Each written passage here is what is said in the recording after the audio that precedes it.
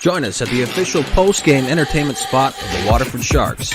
Bring your party before and after each game for pints, pool, plates, and more. Order online at sharkclubwaterford.com,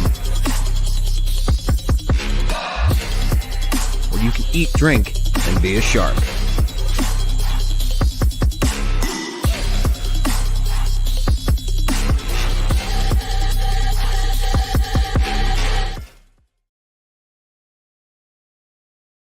You're watching the MIHL on MIHL TV.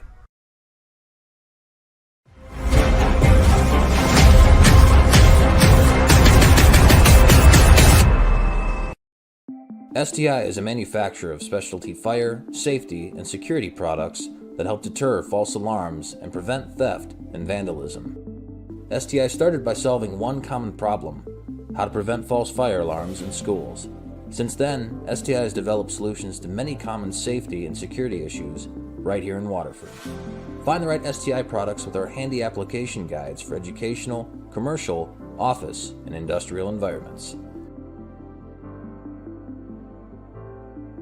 Rely on STI. We protect the things that protect you.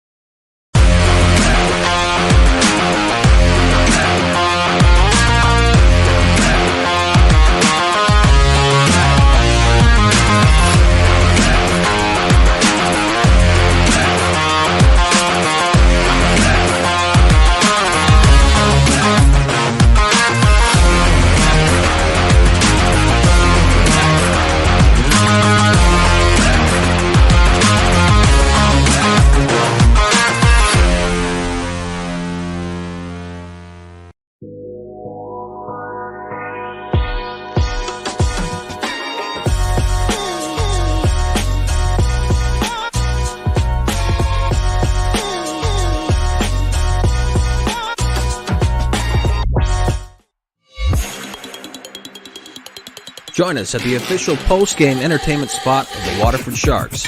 Bring your party before and after each game for pints, pool, plates, and more. Order online at sharkclubwaterford.com, where you can eat, drink, and be a shark.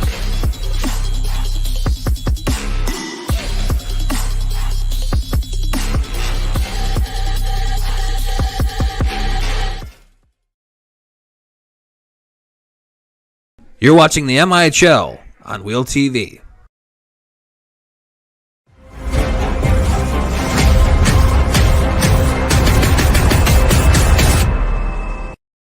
STI is a manufacturer of specialty fire, safety, and security products that help deter false alarms and prevent theft and vandalism.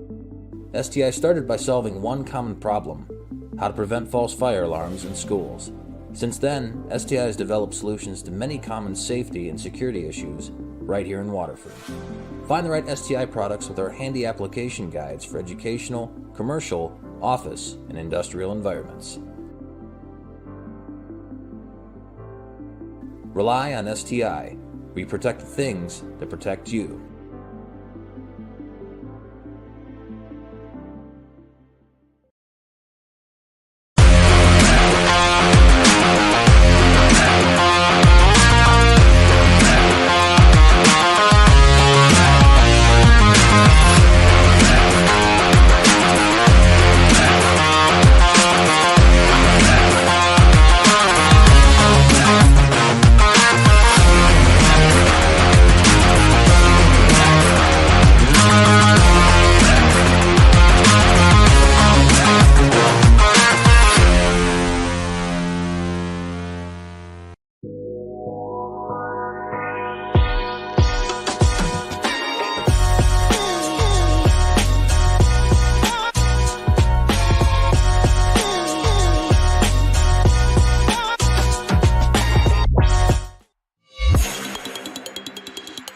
Join us at the official post-game entertainment spot of the Waterford Sharks.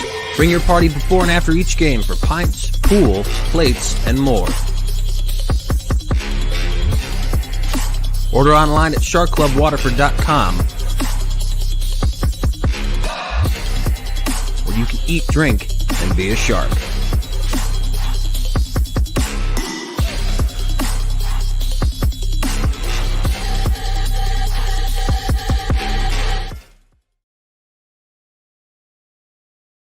You're watching the MIHL on MIHL TV.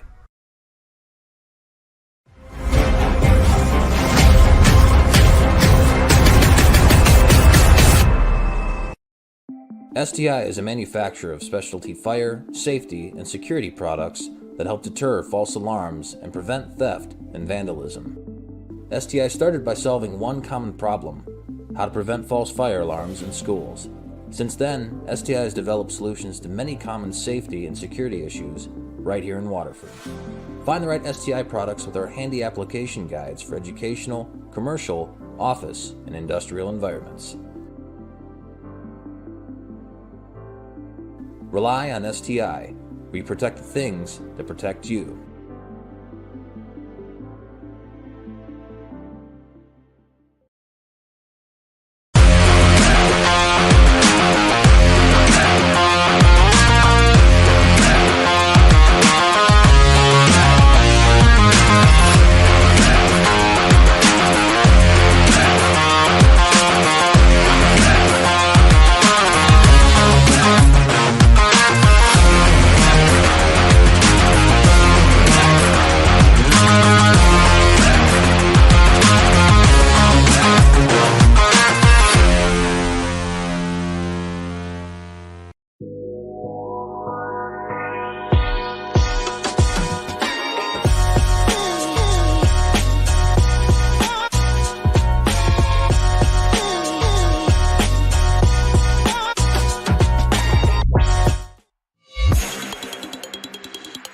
Join us at the official post-game entertainment spot of the Waterford Sharks.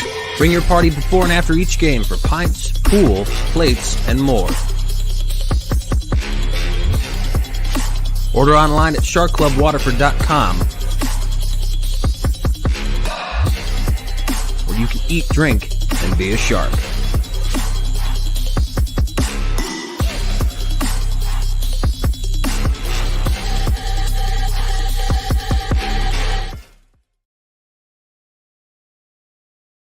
You're watching the MIHL on MIHL TV.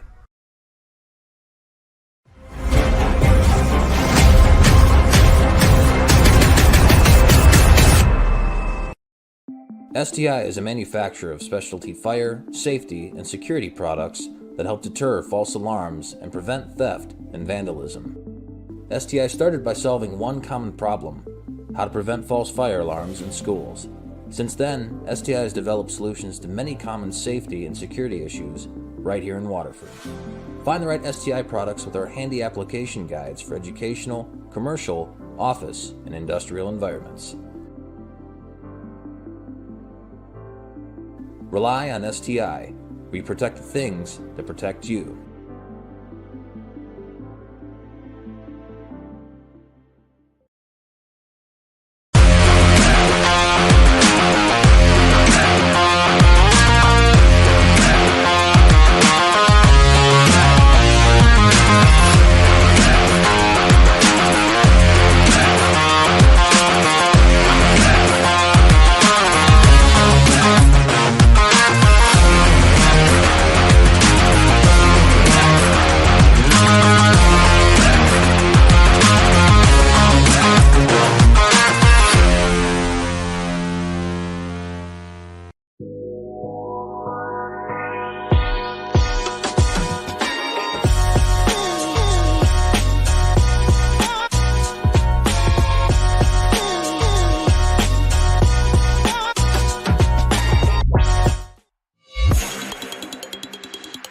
Join us at the official post-game entertainment spot of the Waterford Sharks.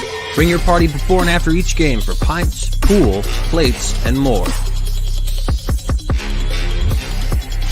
Order online at sharkclubwaterford.com, where you can eat, drink, and be a shark.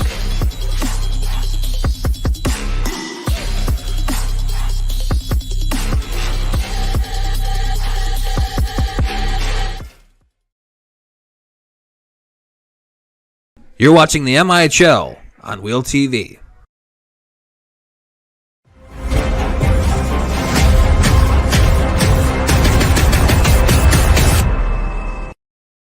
STI is a manufacturer of specialty fire, safety, and security products that help deter false alarms and prevent theft and vandalism. STI started by solving one common problem: how to prevent false fire alarms in schools.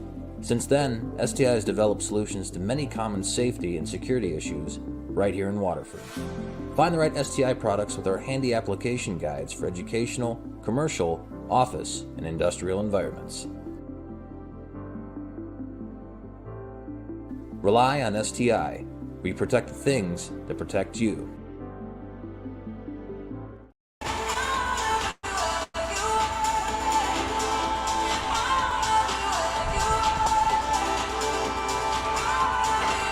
All right, Sharks fans, we're here live and ready for Game 2. Ice is zambonied, and we are about ready to rip. Door is open, so the players should be coming down the stairs pretty quick here. Forgive me, we're at a different little setup this year, or this game anyway. So hopefully you guys enjoyed that. Here we go. I'm John Stonehouse with MIHL TV. I've got Marcus, Ruben, and John Ott with me today. And we'll see if these players hop on in just a moment. Thank you all 13 of you for watching. Anything you like, any kind of problems, please just drop a little comment and we'll try to address that in the feed.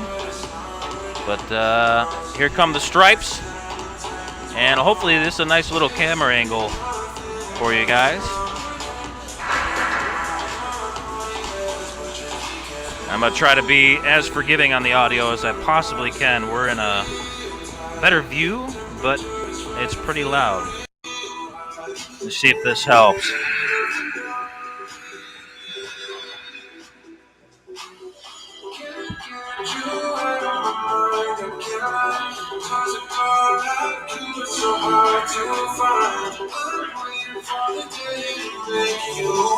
Let's see. Got John Ott here. That's his view there. I'm just up above him there. Ruben, we're waiting for him to plug back in. He should be here in a moment. There's Marcus's cam. Get that nice wide shot. We got 11 viewers at the moment. Appreciate you guys.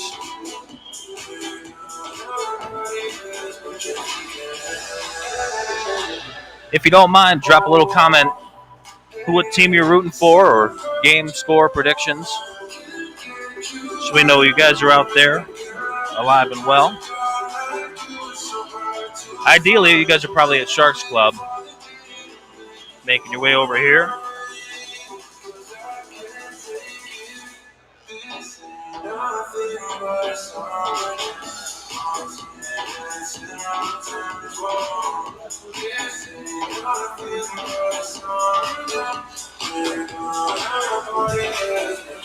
All right, Blue Water Stars are in the tunnel, ready to rip.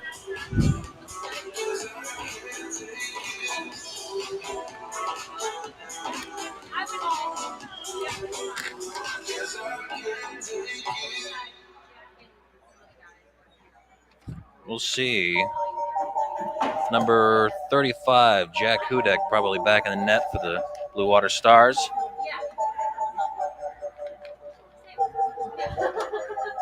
Lovely, we get the audience. Let me see what I can do on that end.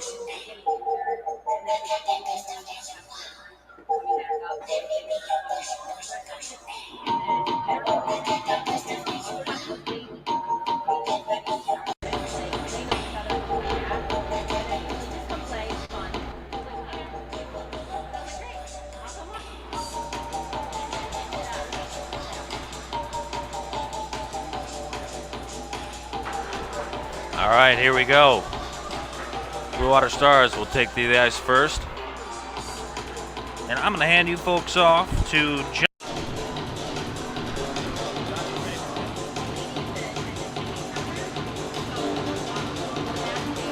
So thank you to John Stonehouse and crew.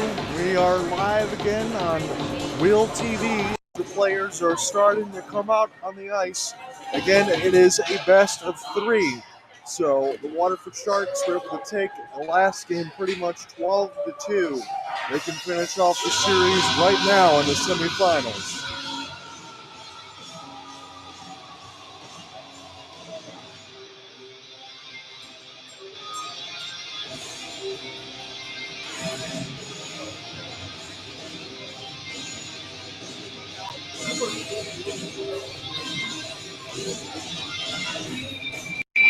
All right, yeah, we'll try a different little approach here. I'm actually going to stick some headphones on there, John.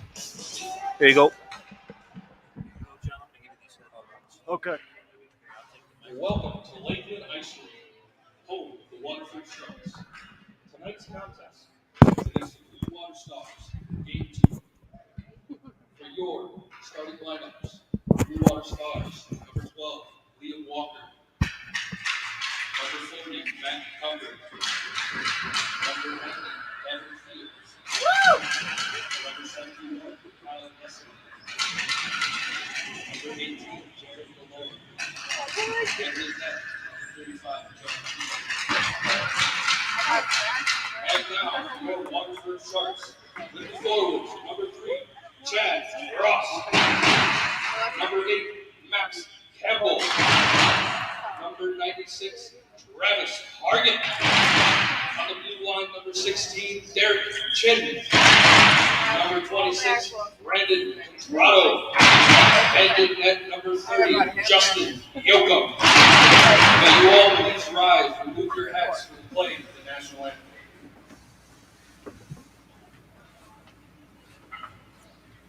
And you see by the dawn's early light what so proudly we hailed at the twilight's last gleaming, whose broad stripes and bright stars through the perilous fight o'er the ramparts we watched were so gallantly streaming, and the rockets red glare, the bombs bursting in air, gave proof through the night that our flag was still there. Oh, say does that star-spangled banner yet wave for the land of the free and the home of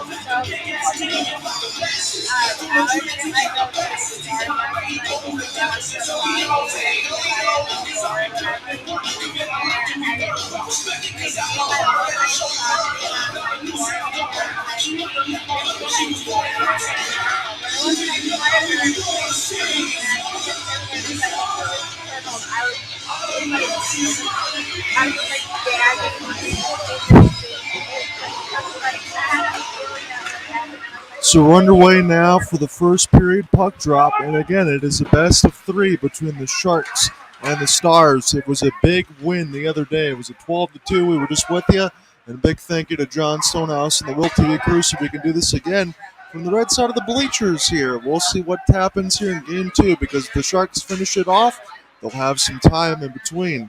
And as we talk about going into the open, in the sense of the Gaylord Snow was able to take out the Muskegon Voyagers in Game 1. Who knows if that's going to be a best of 3, but the Sharks got to take care of their business today and move forward here. See if they can carry at least again, as we talked about from the other day.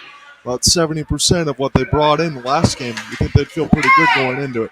As this is now near the right side, and this is off of a stick lift picked up now and cleared down the ice into the neutral zone. As the Sharks, again, in game one, they had a lot of puck possession and topped a lot of goals. And we'll see if this continues. This is cleared into the neutral zone. Sharks will just backhand this into an open area. Under the Stars' defense, and a good check was eluded a couple times. And that was a good thunderous hit on the other end for the Sharks and Spencer Bowman as this goes now in between the neutral zone. Sharks will throw back in their own end. Again, John out here with you alongside John Stonehouse on the Will TV side. Happy to be joined for this matinee day game. There's this nice entry across the blue line. Bowman again off the backhand, and that was saved. The official post-game entertainment spot for the Waterford Sharks. Bring your party before and after each game. Items, food, plates, and more. Order online at sharkclubwaterford.com. Eat, drink, be a shark. So about 18:30 left to go in this scoreless first period. Again, it's probably not going to last too long on the scoreless side, but we will see how that goes from especially game one side of it. We knew that there was going to be a lot of goals. We'll see what game two is going to bring. Again, it's a whole different venture, and you start again at nothing. But the Stars are going to have to find a completely different game than they did in the first one. They pretty much got done.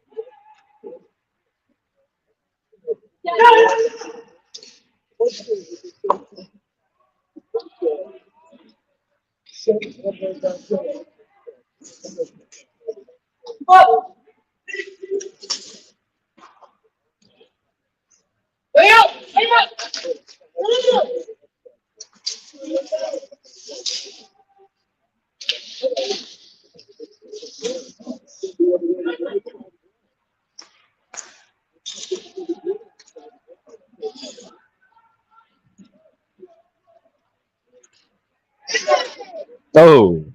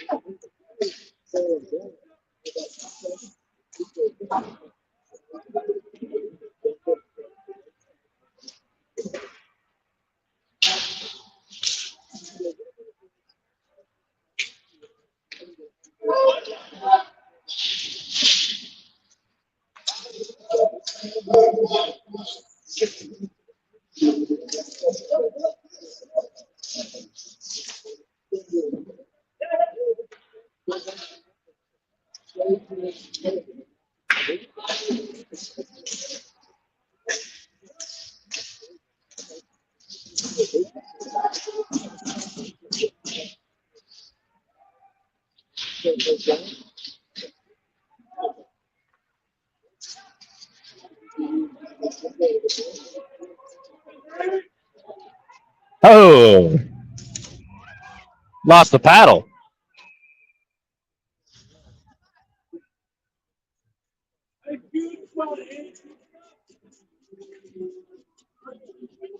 Max Campbell, he's aggressive.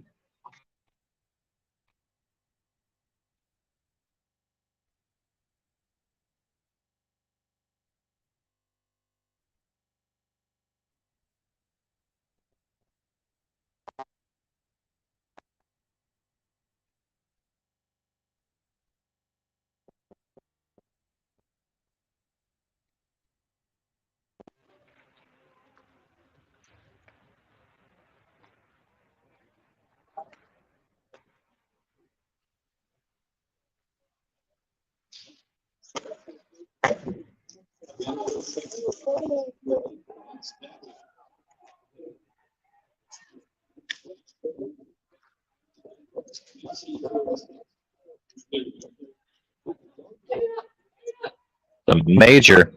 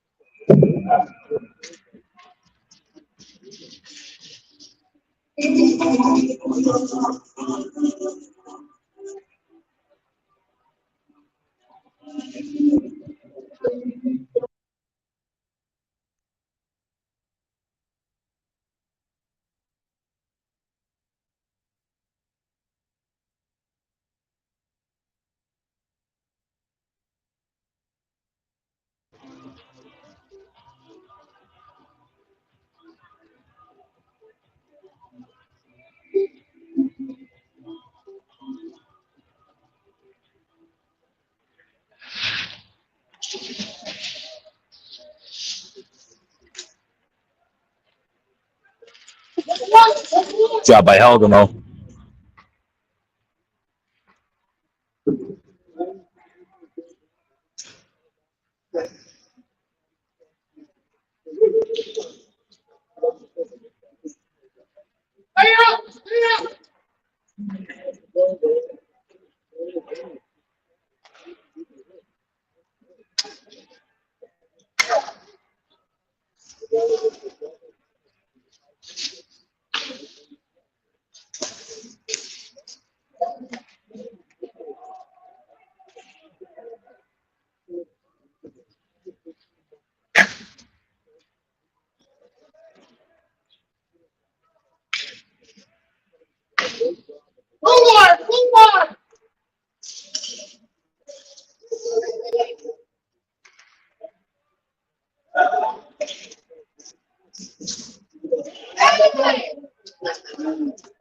Steely.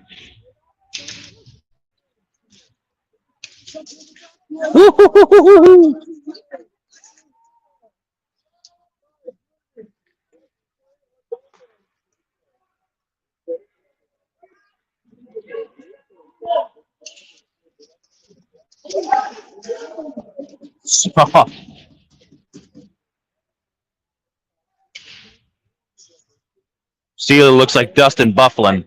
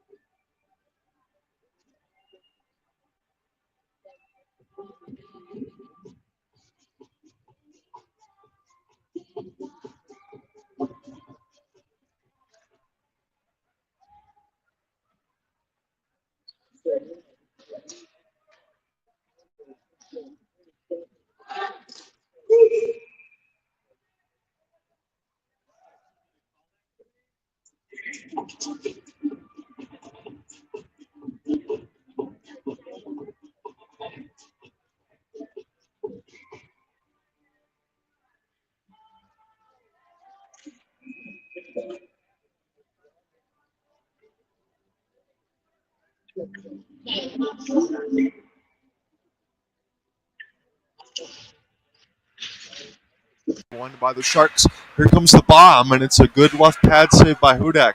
But it's in behind the office now, near the left side dot. Played off the backhand in the high slot. Here's a traffic rebound, and that was saved by Hudak as well. So he's already been a little busy there, especially on the shorthanded side. The Sharks will return to full strength as this is ice the other way. So you get the man right out of the box, a little Allison Chains, and then you go back in toward the right side dot, and you do it again. And we'll see if the Sharks can start moving this the other way. Much more competitive first period than it was in Game 2, but you never know what's going to happen.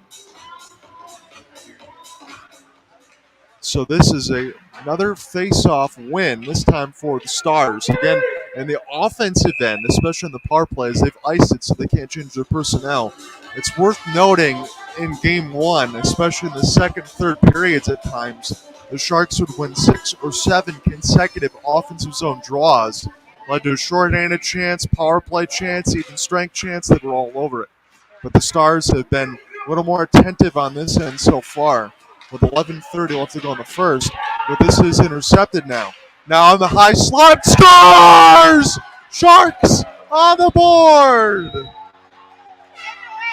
Andrew Poolshy makes it 1-0 Waterford Sharks, and they are off and running with 11:25 in the first. We just talked about the importance of offensive zone draws. That time it turned into a failed clear.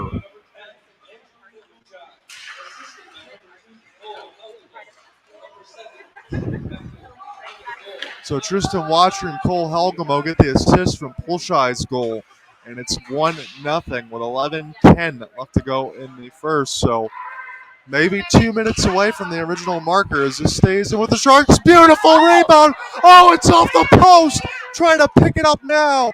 Hudak got bailed out by his best friend there, which was the crossbar. And this is settled back up now as this goes in off of the boards.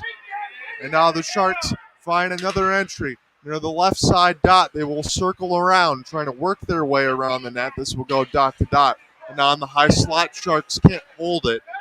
But this will go with Grego as they will spin this one back in. 10:35 left to go in this first. It's a 1-0 lead for the Sharks, courtesy of the Poolshy goal. And this is recollected now. See if the Sharks get back on the hunt, and that's a good shot that's stopped there by Hudak with the left pad. It's sent back, kept in the high slot. Here's a traffic opportunity.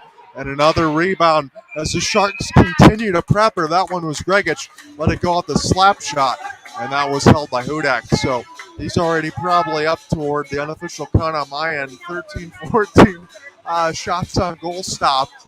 He's done well. He's kept his team in it right now. But the Sharks, again, they've looked like they did a lot in the first game.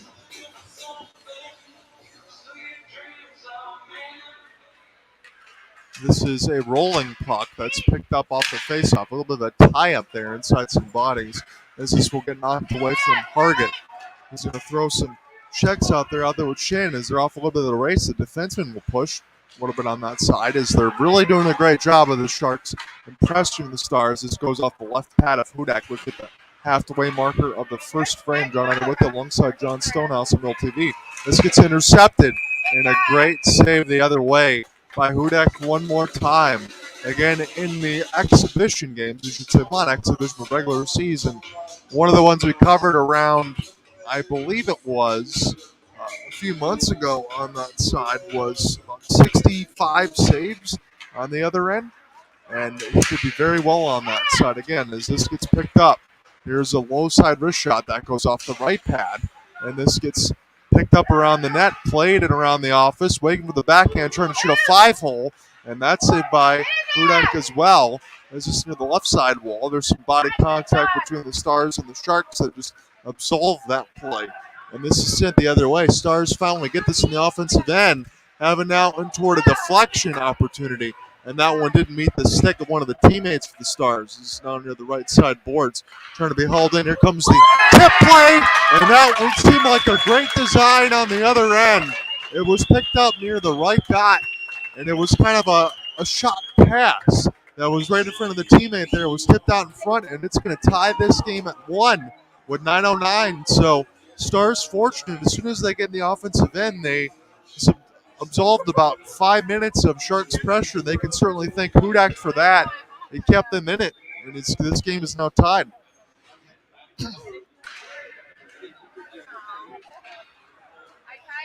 So this will be picked up now off of the own end for the Sharks, and they will look to start again.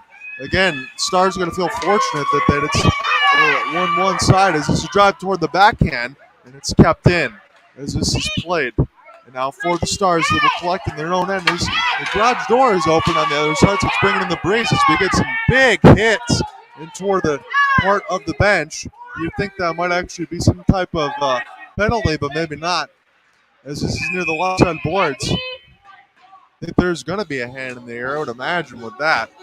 8:35 in the first.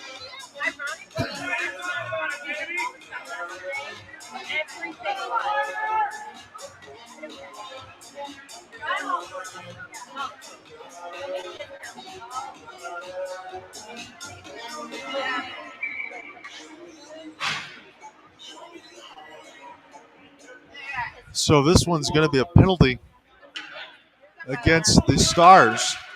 And there was a roughing call right in front of us, and that was a pretty easy one as the Sharks will get back to the middle of the slot. Good move off the backhand, trying to send this right out in front. And a great opportunity. The Sharks take right advantage, as they say, blood in the water and shark bait. That was right out in front. Nothing Hudak can do. And the Sharks take the lead. Spencer Bowman probably got one of the primary points as well.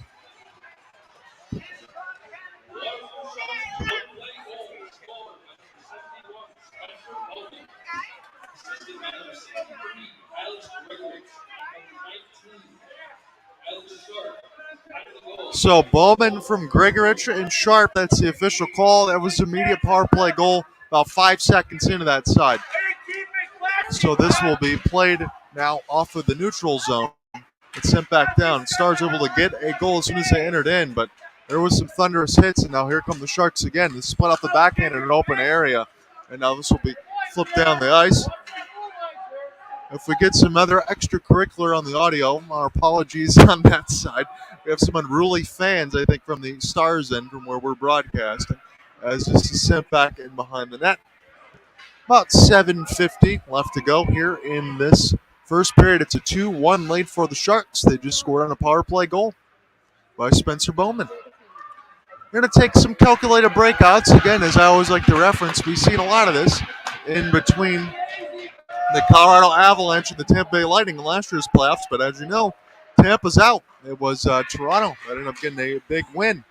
So we're going to see what's going to happen in the couple Game 7s after this. I'll be back with you with the nightcap at John Reinhardt. I'll be the Kraken and the Avalanche. But we still got to figure out what's going on between MIHL Game 2, as this is with the Stars now near the left side. And this is all sorts of contact there. It's picked up by the Sharks. Good entry. Great backhanded move. Drive to the net. Oh, that's stopped by Hudak. And that was all. It went through the walkway to the slap shot. And that was saved. Good work there by the Sharks. Even better work there by Hudak as he made a couple of saves there. Primo backhand opportunity and slap shot they can walk right into.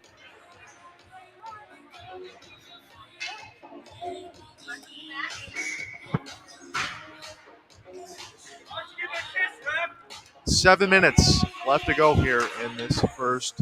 And this will be deflected, kept right in off the faceoff. As the Sharks continue to do work, they had some obstruction of Hudak in front of the net, but now forced a steal. There's a chance for Washington, and this one will just get played from a Star stick as it's recollected now. As Pulshai has it. Again, he scored the opening goal. Great move off the backhand, keeping alive to the defense, and good work to matriculate this as it's intercepted again by Pulshai. He's been all over this puck. It's centered out in front of the slot. And recollected now for the Sharks. They continue to get this into the right side. It's Helgamo going to let this one go. And it's stopped by Hudak. 6:26. Good work there by the Helgamo line on that end. Helgamo and Pulshai were all over that. And it's going to be another draw here. Alex Sharp will be on the right wing side. Try to set this up here for Grigorich. And again, fired and scored. Called that immediately on that side. Spencer Bowman with his hand in the air. You want to get a chance to set it right up off the draw for the quick snapper, and that's exactly what happened. So I didn't mean to call that on the broadcast side. My apologies, but you could see that coming on this side of where we are on the ice. Again, credit to John Stonehouse and the Bill TV crew. This is good sight lines and nothing to do for Hudak on that blister, as Bowman's got his second. So Greg Arch able to win it. This will count as a win, but this will go to the Stars as it's flipped back down the ice. And Stars, the one time they got the entry, they're able to get the goal. Not really much for Yochim to do so far in this game. Hudak has been under siege at this point. It's about 6 minutes left to go here in this first. Now, and toward the right side of the wall, this will be picked up by the Sharks. Intercepted, and a good cancel hit the other way. Here come the Sharks now, off of a nice drop pass and setup. And this will be sauced out of the air toward the right side dot as Sharks bench got up a little bit. And now this is near the left side dot. We collected here. Stars will find an entry here off of a 2-on-1, but the pass was way too hard the other way. They could have had something there. As this is recollected near the left side of the wall, Sharks will find it, have to toe drag in between a hit as this is dumped in deep by the Stars. We'll see if they can get any sort of pressure and keep this puck alive.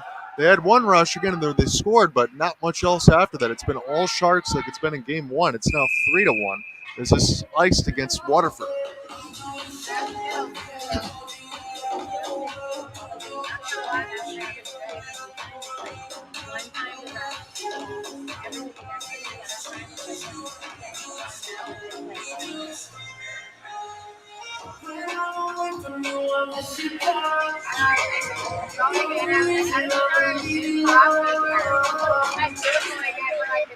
So this will be a defensive zone draw here for the Sharks, and this is a race for the puck. It's going to go to the Stars, though. A bit of a petroleum shift on the end for Spencer Bowman, but no matter. He's already got 2 goals as they race in. Here's a chance for the Sharks again, and they'll just wrap this thing around the net as the Stars are able to intercept, try to get something going here off of a left to right. This is now to the left side of the wall. This will be kept in nicely by the Sharks. Oh, a couple hits up high, and I'm surprised there's no call. There is a call on that end. I figured there would. There was a couple checks up near the face. Definitely got the stick up in the face of Travis Hargett, and I think that's a good call on the other end for the Zebras. Again, as I can see this right near ice level, that was pretty clear. You got to keep that stick up on the ice. I know the fans of the Stars aren't going to like it, but I don't think there's anything too different to call on that one. Everybody saw it, that's except for you. So 4:43.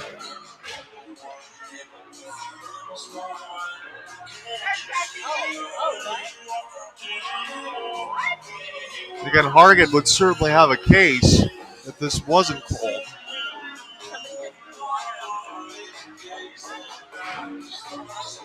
I guess it doesn't matter what playoff level, whether it's MIHL or Stanley Cup playoffs, there's always issues with referees, folks. You just can't get away from it.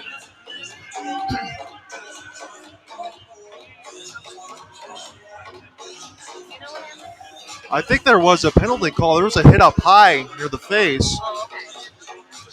But it seems like a lot of people don't like the calls right now. So a little bit of extended talking to here. Still what it is 4:43. Couple goals here for Bowman. In this first, it's 3-1. Waterford.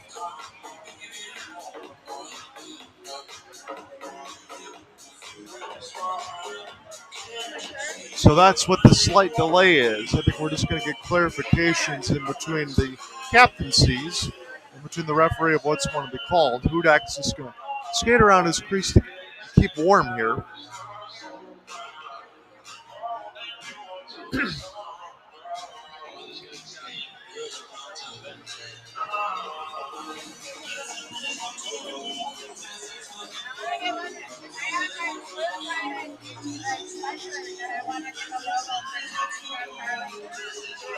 I'm going to take a sip of water here myself as we have an extended break.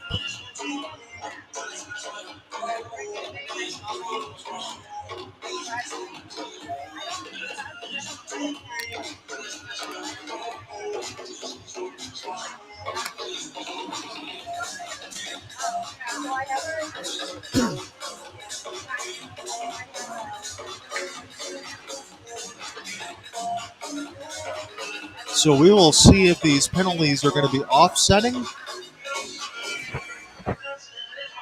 That's maybe what the question is at this moment.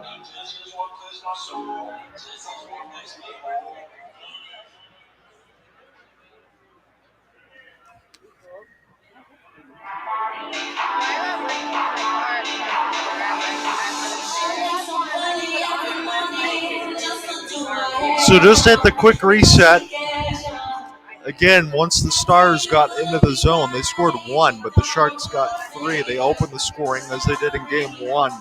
Again, in Game 1, it was 11-2. Right now, it's 3-1 in the first as we have an extended delay here in between some penalty calls. And in a best of 3 in the semifinals, Sharks didn't have to play in a quarterfinal side because they won the MIHL, with the regular season standings having the most. And the reset from yesterday that I saw was the Gaylord Snow was able to take Game 1 against the Muskegon Voyagers. So they're up 1-0 in their series. Sharks are up 1-0 in theirs. And their opponent will be the winner in the best of 3 between the Snow and the Voyagers.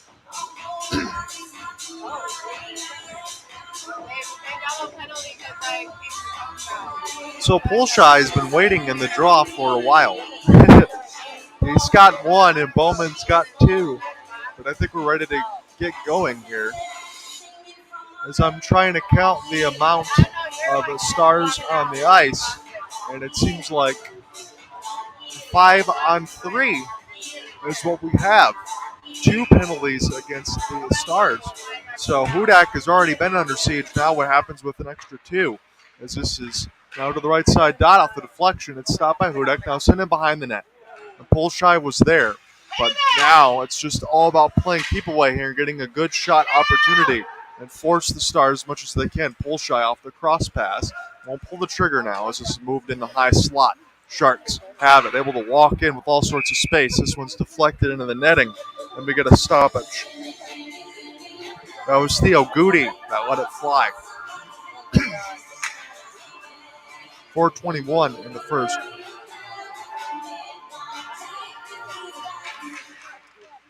So a face-off win again for the Sharks in between the circles, and this one's fired high again, and we'll do it one more time.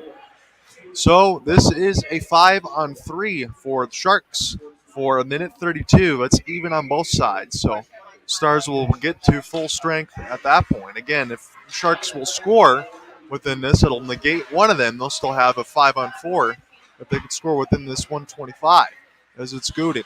He's patient now in the high circle.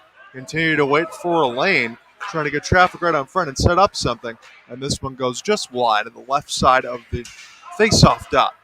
As the Sharks will keep this in Pulshai. They can't hold the blue line on the Sharks the other way, and this will be recollected.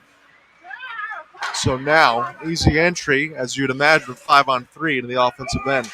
Patient to the left side dot, open in the middle slot, and they look for an extra pass as the Sharks will settle it down.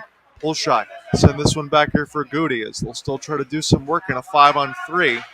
They've had the puck possession, as you'd imagine. They're looking for something intricate here, not just shots. They want to get something wide open in the middle to test Hudak, as this is still with Goody.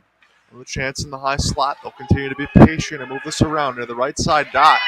Amazingly, they don't have a shot just yet, and that could be a tripping call if they want to throw it, but I don't see a hand in the air. But this will get into the neutral zone. So something that could be called as the Stars could get full-scale line changes. As this is entered again. Nicely played and off the toe drag, give and go opportunity, and that was intercepted by the Stars. They had to have it as it's down to 10 seconds. Now down to 5 as the Sharks will continue to move this near the left side dot. Work this in the middle of the circles. Now cross, and Hudak with a big save. So the Sharks only get one shot on a 5-on-3, and Hudak bails him out with that one in tight. And now we're back to even strength with 2:42.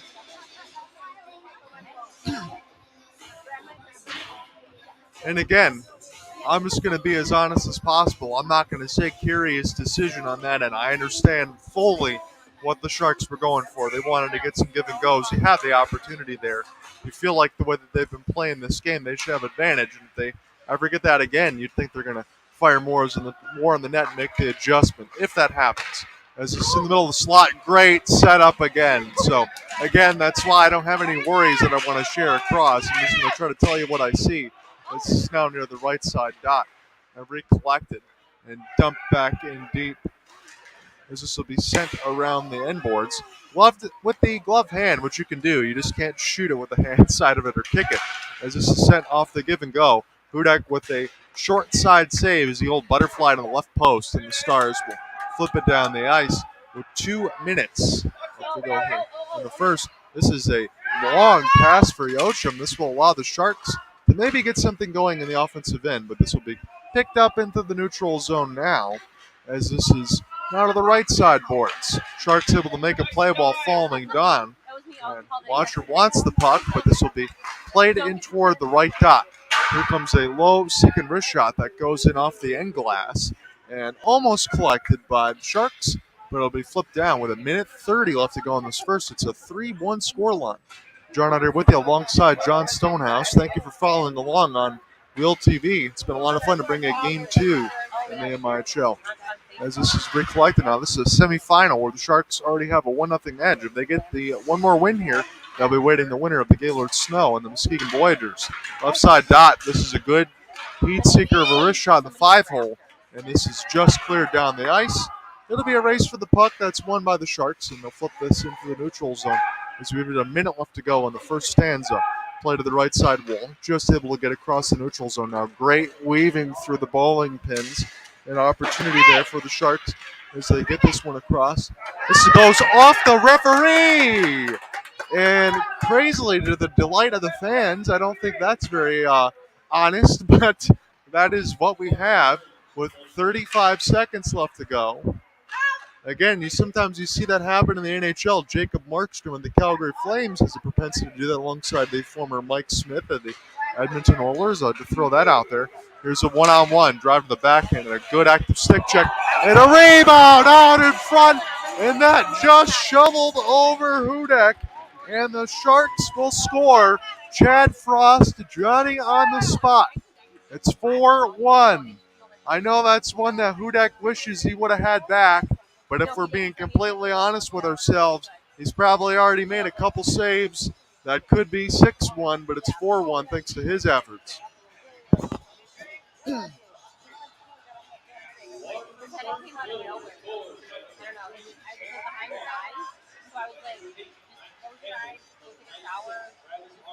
So Max Campbell didn't play in yesterday's game, and he's already picked up a couple points. You got to feel good about that side. You can help to be a big contributor in your team's success. Again, it's a team game like hockey is. It's what all these guys will tell you, but you want to be able to put points on the scoreboard and do it against a really good goaltender in Hudak. This is going to end the first period. It's 4-1.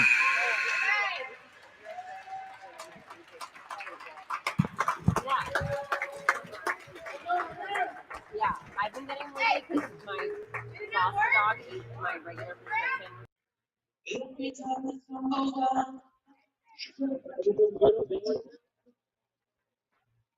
All clear. Yeah. Thanks for tuning in to the first period. We got a 3-1 lead for the Sharks. Little late goal there, I believe, by Max Campbell. That's his great forechecking effort. Not surprised in the least. Pretty physical first period. We'll be back for the second period actions in just a moment.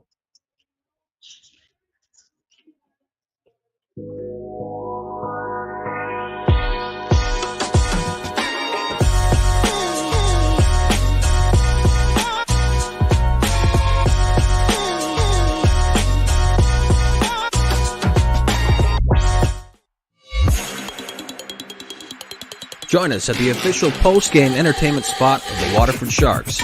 Bring your party before and after each game for pints, pool, plates, and more. Order online at sharkclubwaterford.com, where you can eat, drink, and be a shark.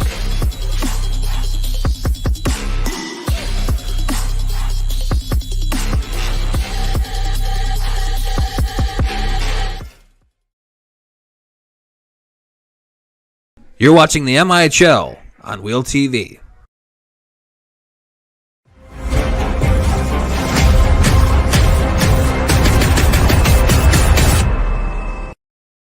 STI is a manufacturer of specialty fire, safety, and security products that help deter false alarms and prevent theft and vandalism. STI started by solving one common problem: how to prevent false fire alarms in schools. Since then, STI has developed solutions to many common safety and security issues right here in Waterford. Find the right STI products with our handy application guides for educational, commercial, office, and industrial environments. Rely on STI. We protect the things that protect you.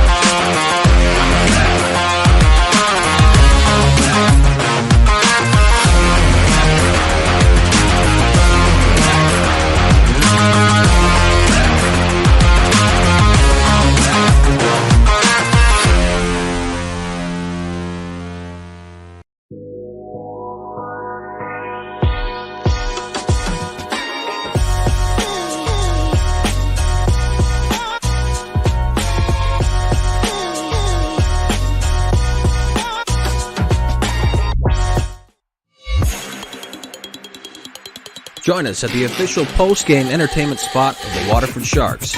Bring your party before and after each game for pints, pool, plates, and more. Order online at sharkclubwaterford.com, where you can eat, drink, and be a shark.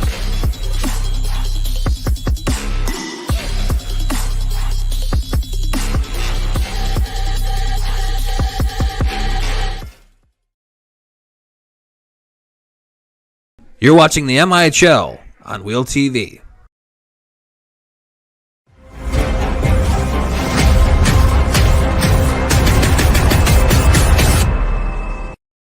STI is a manufacturer of specialty fire, safety, and security products that help deter false alarms and prevent theft and vandalism. STI started by solving one common problem: how to prevent false fire alarms in schools. Since then, STI has developed solutions to many common safety and security issues right here in Waterford. Find the right STI products with our handy application guides for educational, commercial, office, and industrial environments. Rely on STI. We protect the things that protect you.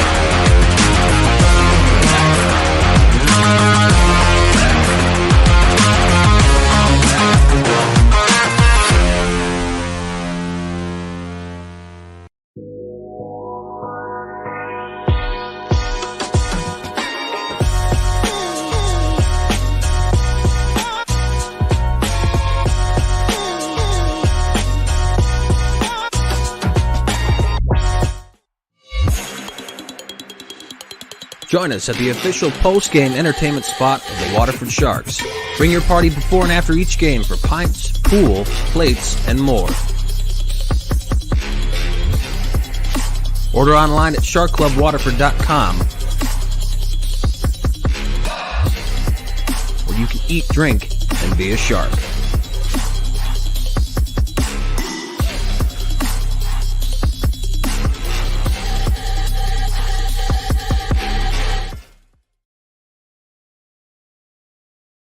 You're watching the MIHL on Wheel TV.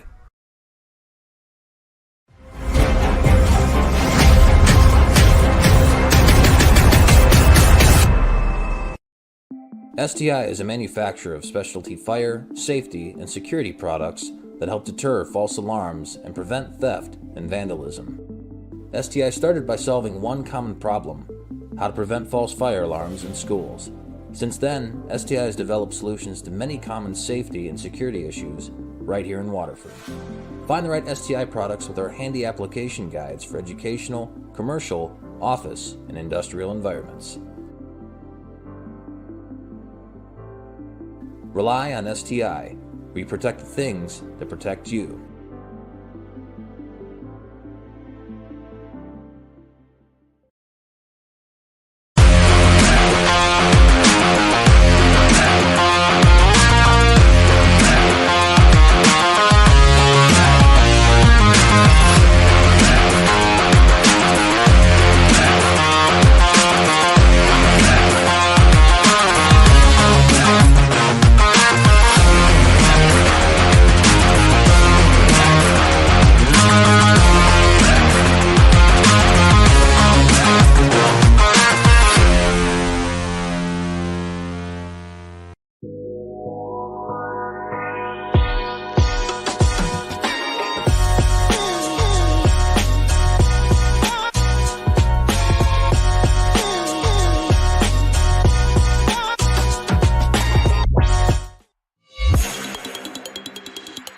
Join us at the official post-game entertainment spot of the Waterford Sharks. Bring your party before and after each game for pints, pool, plates, and more. Order online at sharkclubwaterford.com, where you can eat, drink, and be a shark.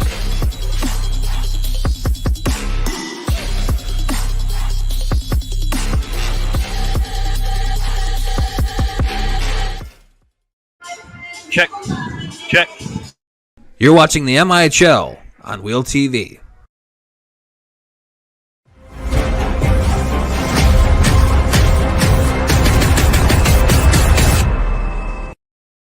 STI is a manufacturer of specialty fire, safety, and security products that help deter false alarms and prevent theft and vandalism. STI started by solving one common problem: how to prevent false fire alarms in schools. Since then, STI has developed solutions to many common safety and security issues right here in Waterford. Find the right STI products with our handy application guides for educational, commercial, office, and industrial environments. Rely on STI. We protect the things that protect you.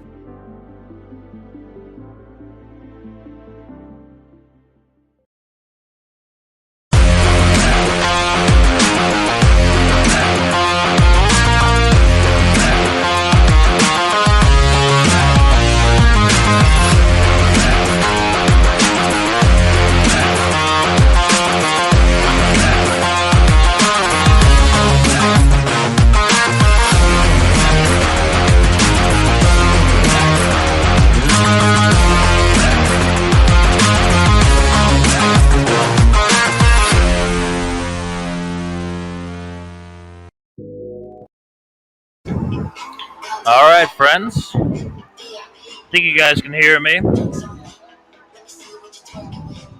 Say, Bonnie B, I do appreciate you keeping us honest here. Yes, it is 4-1. Our bad. But I do appreciate the comments. That was Chad Frosty's effort there. My bad. The 3 and the 8 got a little mixed up for me, I think. So, I do love the love that Seely's getting tonight. Appreciate that. Looks like... Sorry, I got my little monitor down here. Check, check. I think you guys can hear me. Big man Seely, eating my words a little bit. We're trying to find bigger descriptors, but he does. That's just the way he plays, you know. That first penalty kill against the Stars for the Sharks, Seely was a huge part of that. He looked like Bufflin, Dustin Bufflin from the Winnipeg Jets. Two guys just go crashing whenever Seely comes through, you know, comes rolling through. So, do appreciate you guys watching. The Zamboni is off. Ice is ready to rip. We're just waiting for the players to line up here. And we'll return for second period action in just a moment. Thank you for tuning in, all 29 of you. Let's see. 24 people on the Wheel TV Facebook or YouTube page, which is great. And 5 of you guys on the Waterford Sharks Live Facebook page there. So I will hand this over. Just Just keeping you honest. Thanks, Bonnie B. And the lovely Rose Stonehouse, my wife. Thank you for watching the graphics. We can hear you. Awesome. You guys are the best. I think that's the top comment of the night so far. Appreciate that, Cav. Thanks for tuning in again, brother. So we got players lining up at the moment right now, so we'll kick this over back to John Ott here on Wheel TV. I'll give you the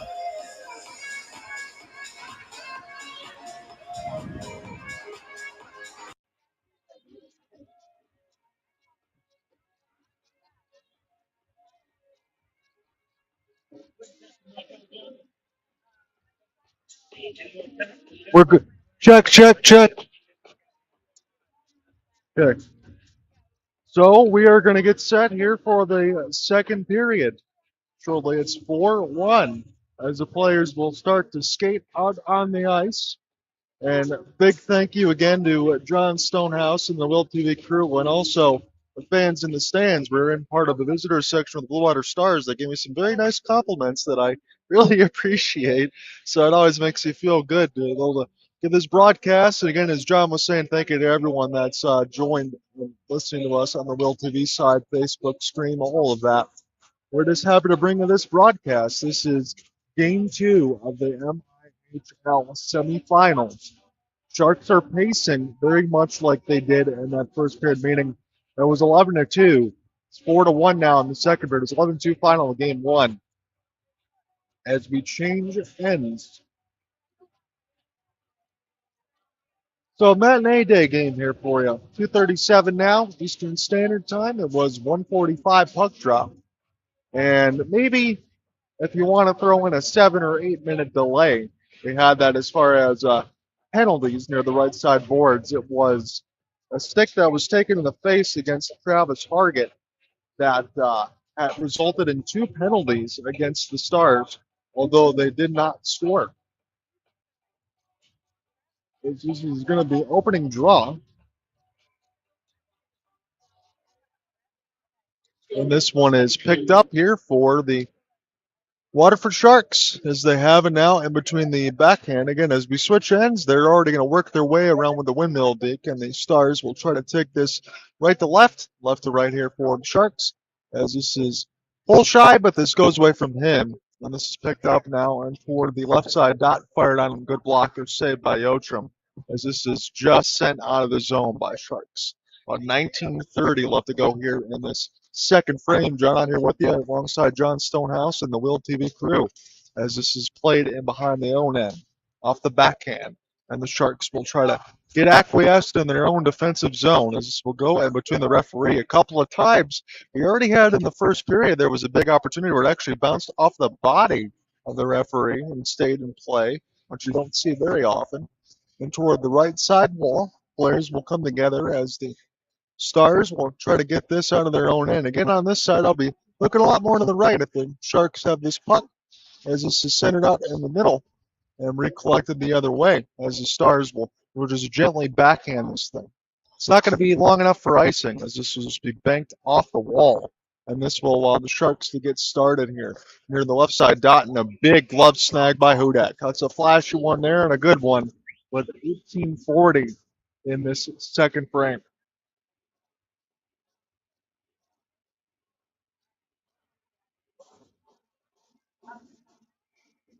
So it's going to be a left side dot face-off draw. Again, the Sharks, as we talked about in game 1, they were really good in that end, especially when it came to a power play or a kill situation. Any specialty teams draws, it seemed like it was all theirs. He just bounces off of Hudak's right pad and goes up and on a play.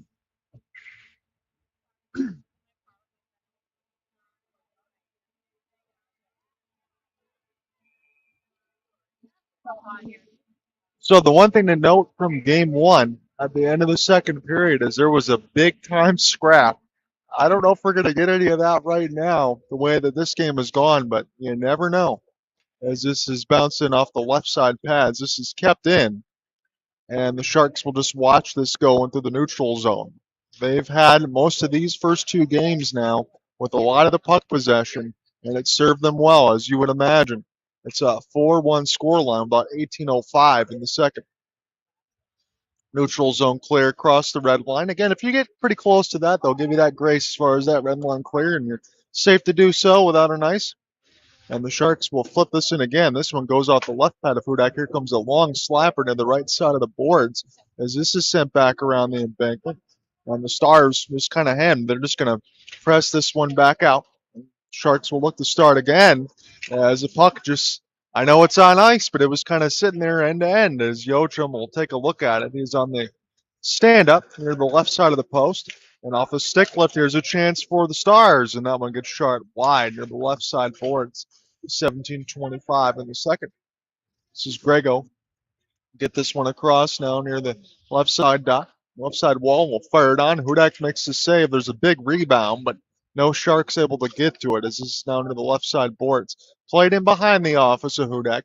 Sharks stay patient, try to send one out in front. It's going to actually sauce its way all the way back to the other end. Don't believe this is going to be an icing. So, yep, we're still underway here with 16:55. This gets picked off near the left side of the boards, and the Sharks will look to start again there. As with Spencer Bowman have fired it in. And now Sharks find a way. Good toe drag into the neutral zone. Post it scores! What a snipe by Tristan Watcher! That is how you do it.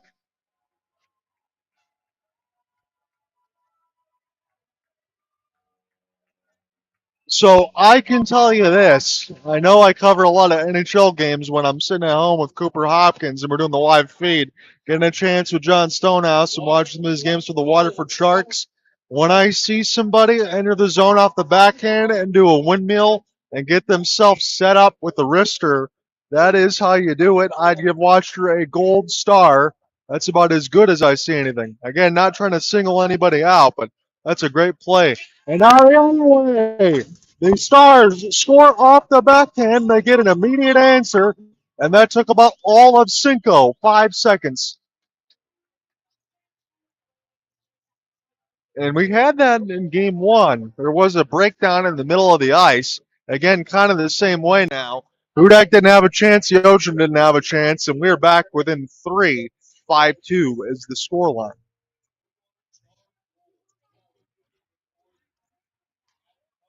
So now this will be played in off the red line side, and the Sharks will come again.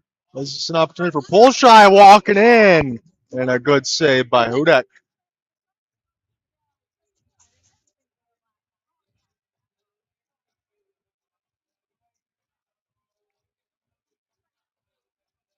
So it's going to be a left side dot draw.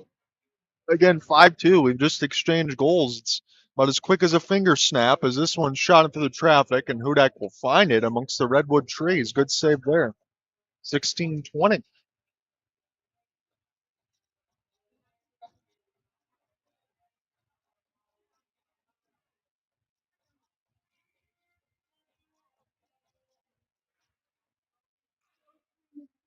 So here is a chance to play this one, and that was an obstruction against the Sharks, no doubt about it, as this was sent the other way. At least I would imagine is the call of a trip out in front. There should be a power play for the Blue Water Stars. That's going to come at a right time because, again, they just scored within 5 seconds apart.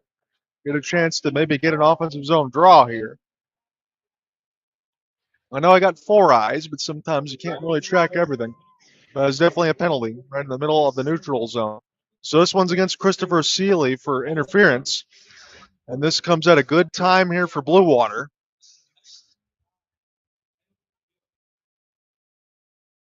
So it'll be a right side dot. See if the Stars can win this one and make something happen. Again, they've had some efforts here where it hasn't looked all too bad, but sometimes you just get under siege on the other end. And Hudak's done everything he can to make sure that he keeps his team in the game. These routinely, I said, in the 60s as far as saves. That's not an exaggeration.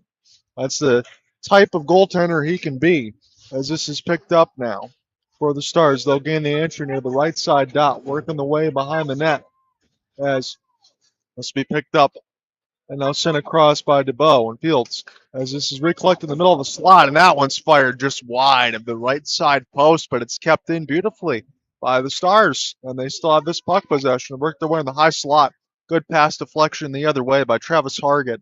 He's had a couple times where I've called his name out, and everything's been good on that end. Some deflections, he drew some penalties. As Sharks feel pretty good about these first two games, but they're in a more of a fight here, I'd imagine.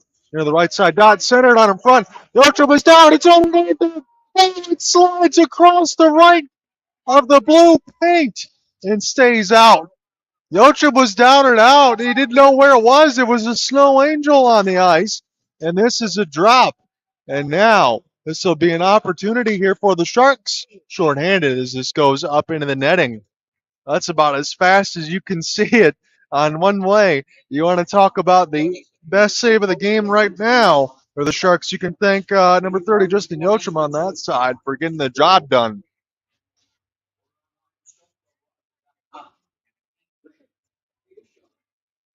So now near the left side dot, this will be one shorthanded. But again, the Sharks will just play this one back, can be able to kill some time as this is sent back across now for the Stars who look to go again. And again, there really is nothing wrong with this power play. Probably should have been a goal if not for a wonderful save for Yochum as this gets blasted in near the left side of the boards. Kept in off a D-to-D pass, but this is offsides now as everybody's got to touch up there. Again, I don't think the Stars got the message as they got to go all the way back touch up, and now they can start to attack as this one's flipped down the ice by Waterford. So they kill the penalty, and Yochum, that was fantastic sequence there. It's just pinballs off of Udek, and now played in off the back pass. 14 minutes left to go here in this second frame. It's a 5-2 score line.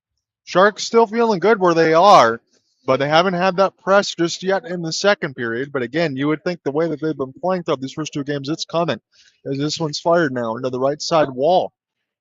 And now the Stars will find it. Enter the neutral zone looking for a toe drag swag there. That's what they call it. And this one's picked up across by the Blue Water Stars.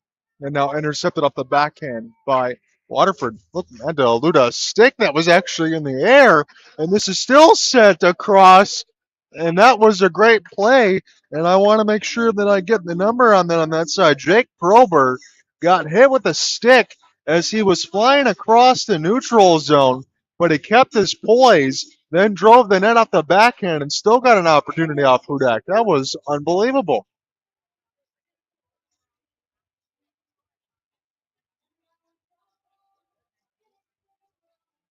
So it's going to be another offensive zone draw upcoming as this will get sent back down. And now this will be a race. It's a chance for a 2-on-1. Here's the sauce. And this one gets deflected right back to the Stars. So Sharks don't even have to deal with that. That could have been semi-dangerous, but it was a good rush the other way as the Stars will dump this one in, and this is nicely sent across. Again, honestly, thank you to John Stonehouse and company on Will TV. I'm loving the sight lines. Again, as you have something with the left side dot, good diving play on the other end by the Sharks as that was negated, but it's still busy. And behind the office now, off the steal, pull shot, able to send this one down. As this is now to the right side, dot. Oh, two players come together, but they pop right back up as this is still the Sharks the other way. And now in behind the office of Hudek, he's holding on to the butterfly of that left post as this is recollected. Sharks can maybe take their time to the left side of wall. Try to be patient off the backhand and just hold that blue line. Send it to the right. Bullshot in position. He wanted something off the give back, and this will be flipped down the ice. Is it going to be played with the glove hand? No, it's not. It'll be sent back down the other way. And now here's a chance in toward the backhand. That was a toe drag weight, and it fell all the way back into the neutral zone. Well, the Sharks will have to recollect.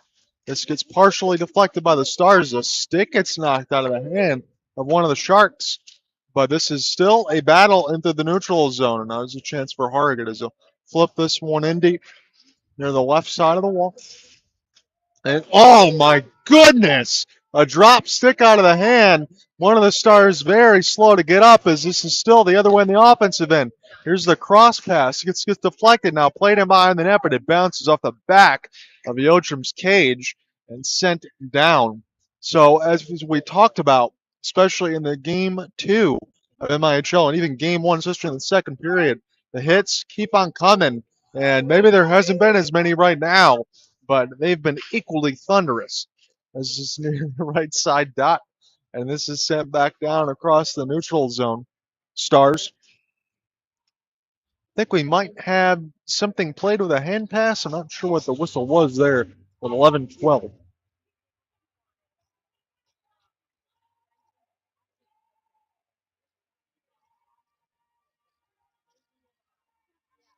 That's kind of funny there. So Grego gives a slap to the back of the referee there, just give him a little pat on the back there. And see if what the calls are going to be and who's going to get sent to the sin bin. It looks like one of the Waterford Sharks. Honestly, on that one, I'm just going to be completely real with you. I didn't see the call with 11-12. Not saying there wasn't one though, but this will be a Stars power play. And the high slot, here comes the bomb right into the catching glove of Yochum as he holds on. 11:06.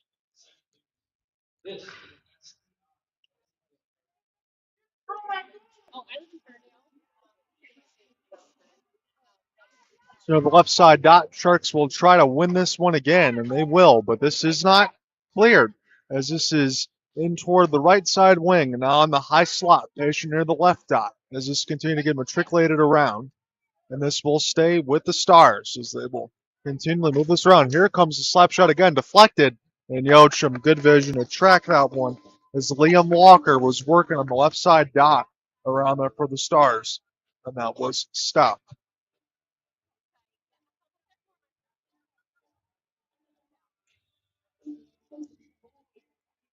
So that was Liam Walker and Cody Miller, but Cody Miller is going to go for a change here. This, I believe, is the McVitie line that's out there right now on the power play side, and this will fall back to Hudak. Get a chance to get settled here with 1:20 left to go on the power play. Stars have their second one of the second period, and this was a good play in between the legs off the backhand. A stop and start as this just gets knocked away the other way from Fields, and he's stuck back into the neutral zone now as it's a press. They almost forced a turnover to the Sharks, and now this will be picked back up in the defensive end. This will be a long flip sent all the way down the ice. And if that bounced off the referee again, this is the third time as this is flipped down. Hudak out of the goal crease down near the left side. Don will just flip this back around the inboards. And the Stars will look to get settled again. This power play looks more like the first couple where they didn't get much going. There was one before that where Yochum was doing a snow angel, and that was a heck of a stop, as this is intentionally tried to be saucer passed out of the air and flip back down. So Hudak will take a look at this one more time. This is a long outlet pass that's picked off by Poolstra in the neutral zone. Sharks have it off the backhand. Drive to the net. Hudak down. He found it, though. And he made the save. And now we do get some pushing and shoving. But we will see if anything comes out of it. Tristan Roger didn't like what was in front of the net. But Hudak did a great job. He just kind of fell on that like a snowcat and stopped that puck. 20 seconds left to go.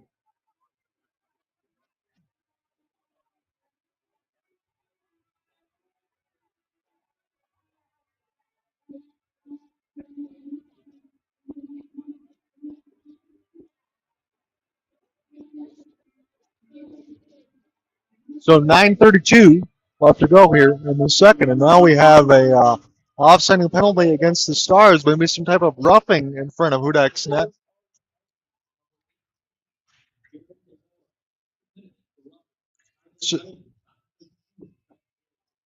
So Jaron Baylor is going to go to the box. That was a roughing, and that's what Watcher took exception to. So it's going to be a 4-on-4 for 15 seconds, and then it'll be a Sharks power play as this one's flipped, but it's not out of the zone. Sharks off the 4-on-4 for about 5 more seconds. This is sent toward Hudak, but this gets blocked in front by bodies. And now we'll get the chance off of a one-on-one, but a good sweeping stick check there for Waterford as they can try to press this the other way with 9 minutes left to go in the second. John Hunter with you alongside John Stonehouse and the Will TV crew. Thank you so much for joining us on the YouTube side. If you're following the Facebook stream, Instagram, wherever you're following along the Waterford Sharks, thank you again on that end. Because again, if this is done here for Game 2, I think we'll be another week away before we get back into the final side, which I believe is a best of 3, but we are waiting in between the Muskegon Voyagers and the Gaylord Snow to see who the Sharks' opponent would be should this scoreline hold with 8:35. This is flipped down the ice. And this will take a look, did Yochum, but he's going to allow the forwards get a chance to get settled and break out here as this is played in off the backhand. It's a wobbling puck that's picked up now near the right side. And this is a chance in the middle of the slot, but there's just bodies and sticks. And near the left side of the wall, played in off the spin around. The Sharks will just send this into the netting near the left side, and we'll get a stoppage with 8:08. 36 seconds left to go, and a penalty against the Stars for roughing.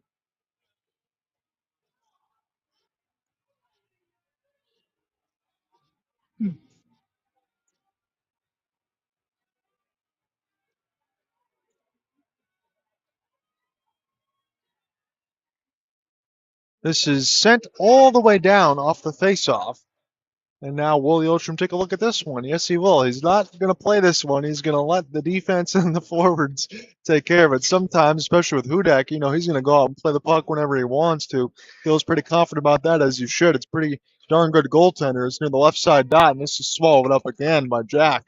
So, again, he's been unofficially, on my end, probably 35, 40 saves at this point, so he's going to get pretty close to that 60 marker that he's usually around. He faces a lot of vulcanized rubber, and more often than not, he stops it. I know that's the job of the goaltender, but I think he's one of the better ones we got in the league, as this one's flipped in now toward the right side of the wall. And this will be sent back around the end boards. Fired just wide again, but Sharks will continue to be patient with this. Even strength now in the Blue Water Stars as they'll race back onto the ice, and this is flipped in down near the left side boards. Sharks still trying to move this thing around. This one was just a play in between a couple of skate blades, and it's a 1-on-2, and the Stars are going to need some reinforcements. They're going to wait for this back pass. It'll open in the middle of the slot. Going to make a play falling down. Yochum bats it away with the goal stick, and he will find it. It looked a little awkward on that side, but he was able to just wait out the Stars forward, find the save at 7:08. Gets a couple stick taps there from Spencer Bowman. And again, I understand why on that end. Yochum, you talk about some of the flashy saves. He made a little bit of that in the second period falling down. So defensive zone draw. This one will be picked up by Waterford. Is it clear out of the zone? Yes, it is. Into the neutral zone now. Falling down was Hargett. He tried to make a play as he blew a tire in behind the net, but now this is to the left side dot. Stars will find it, but they only get into the neutral zone right into the hands of Waterford as they'll start again off the crisscross pass back to D and get matriculated the other way. This is chipped ahead off the backhand, but it'll be picked up now by the Stars. Oh, that was a reverse hit. That's probably going to get a penalty call. That was boarding, pretty much. That was rough, and hopefully whoever is down there for Blue Water is good to go on that side, because that was some gumption on that contact.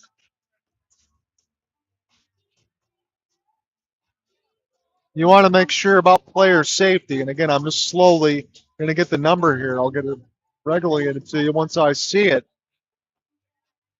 So Cody Miller, he was the one that took that hit by the Sharks. And I see him slowly working his way into the visitors' bench. So hopefully he is okay. He was a little bit stunned on that end. So this indeed will go against the Sharks.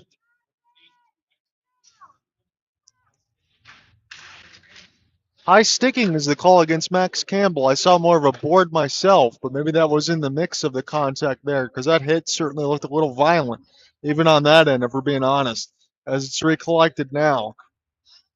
And now this would be another opportunity for the Stars. They've had some power plays in the second. Again, if it wasn't for Yochum, probably could have been a 5-3 game at this marker at least. But this is an opportunity for Blue Water, probably one of their best chances in the game to get 3 power plays in the second period. Got to take advantage of it. With 6 minutes left to go here in this middle stanza. John Hunter with you alongside John Stonehouse and the Will TV crew. Spun in between a couple of skates. Hudak was having a watch with the butterfly on the left side post, but it fell right in between some skates and never got anywhere else. As it's now some neutral zone action and now spun back. There's an opportunity for a long wrist shot. This goes off the right side of the wall. Now this is in behind the net of Yochum. as this is Waterford. Get a chance to recollect. The defense didn't pinch for Waterford. Looks like they're very slow on this kill. Running on at some energy. Good backhanded save. The Udek there canceled off with the pads. And now recollected into the neutral zone. Played in off of a couple of backhand moves as the Sharks very happy to kill some time right now. They'll have this in the neutral zone. Played in between the legs and feeling a little good as he keeps it alive. And now this is sent across offside wall. Could be a chance for a shorthanded opportunity that was all set up with some skill. And now there's a break the other way with a 2-on-1. Here comes the cross pass, and that one's just wide. Up to the blue paint. Waterford able to get this one down. And we will start again with 15 seconds left to go here in this penalty kill, about 4:45 in the second period. Now near the left side wall. This will be an opportunity for the Stars. Move this thing right to left, and it's going to be back to even strength here for Waterford. Good interception by Waterford on their own end, but they won't get this out. This will be kept in. Good step through near the left side, and that was saved, I believe, by Ocham. Then it got blocked as well near the right side. That one got blocked before it ever hit the net miner. Hit some bodies for Waterford. And this is a bad turnover. And they'll slide up the crossbar. Oh my goodness, the Sharks dodge a bullet there. They threw it right in the middle of the slot, but they got bailed up by the right post. Now Hudak will play it as this will finally go back into the end for the Stars. It's been very busy for Blue Water, and they feel like they probably should have got one. You think if it wasn't for a couple posts, it could even be 5-4. This has been a much more competitive game. Now near the right side wall. Sharks will just keep this one in as it's flipped near the left side wall, and now back to the right as the Stars will look to move this the other way with 3:35. This hits up into the ceiling into the netting, and we get a stoppage.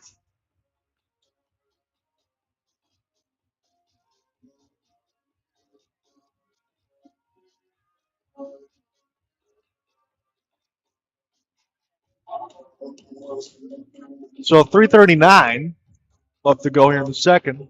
Just turned 3 o'clock Eastern time, and I know my late game, I believe, is going to be at 8:30 between the Avalanche and the Kraken. That'll be Game 7 with Cooper Hopkins, and the home side as this gets picked back up by the Stars. Now off the windmill. And this will be sent back off the backhand. Waterford able to intercept, and this is a good pass. And across the left side wall. Harga was out there as well. As here comes the bomb. Let's stop with the left pad of Hudak as he closes the 5-hole. And this is flipped toward the right side wall. And as we get a chance to see the traffic in front of the net, are we going to get a tripping call is the question.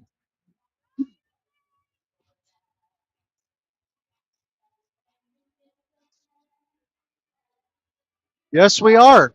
3:03, a tripping call. So let me just say this in all honesty. When everybody talks about the Stanley Cup playoffs and not getting calls, we're in the MIHL playoffs. The refs will call what they see. And I'm trying to relate everything that I've seen here. We have a lot better sight lines. I've been able to call out some penalties here that should be called, and they've been called. So this is the fourth power play for the Stars in period numero dos. And they have to get one of these, you would imagine. Again, crossbar, great save by Ocham. Could be a 5-4 sideline. Been a much better game here for Blue Waters. They try to find a measure of revenge. Now in the middle of the slot, and this one will be saved almost, I think, off the outside of the cage as well, but near the right side pad with 2:35 to go in the second. Now in the high slot, there's a chance as this was chance to pick this one up and spin it right back around, and just keeping it alive on the blue line side as Blue Waters get that offense going. And behind the boards again, as this is sent back in the high slot. Here comes the slap shot, and this gets blocked out in front. It'll be a race for the puck, and now Waterford Sharks try to get an edge of it, but it was just over the stick. No penalty on that side. Again, the fans got that one correct. 2:04 left to go in the second.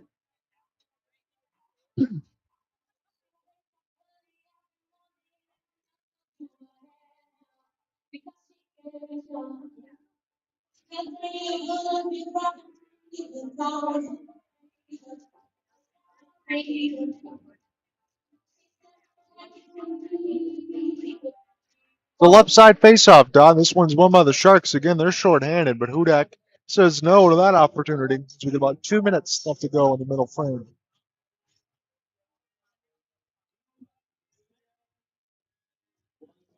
So the one thing I will admit to you, I'll be relying on the fans if we get any kind of update in between the Snow and the Voyagers. That would be the Sharks' next opponent, assuming that they win this game. They're in good sight lines right now with a 5-2 score line as the second period's about to get underway. But this is a best of three, so if the Stars get a chance to make something happen, now into the left side dot, here's a toe drag move that's set right in front of the crease. And that was just hit off with the left stick of Yochum and played by Hudak. We'll send this back around to his defense, and they'll look to get things started right to left. Again, 30 seconds left to go in their power play. They might actually go 0 for 4 in this period, which is hard to believe, especially with a couple of them. One was a post and one was a falling down save. Not quite Snow Angel. I know I referenced it as that. But Yochum didn't know where it was. It was right underneath him, and Stars came that close a couple times. So minute 10, as this is played in off the backhand. And there's an opportunity again, as this is shot just wide. 1:07 left to go in the second.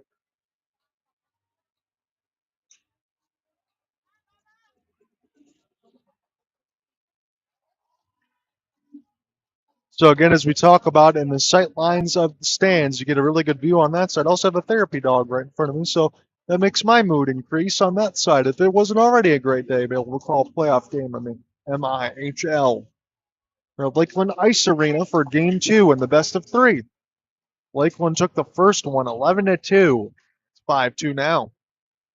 As this is a rolling puck, and it's back to full strength here for the Sharks with the final minute left to go in the second. So as we get our announcements there on that side, thank you for that. As this is flipped back around, and the Sharks will find it. They'll try to move this thing left to right. And here is a long flip. This will be a chase for the puck. It's a beautiful one.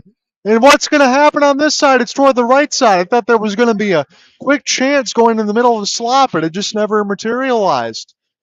And now the Sharks will flip it as this one goes deep into the end of the Blue Water Stars.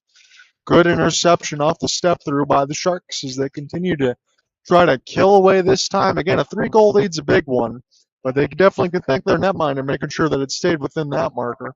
About 15 seconds left to go in this second. Here comes the slap shot. The clapper goes all the way toward the right side of the boards.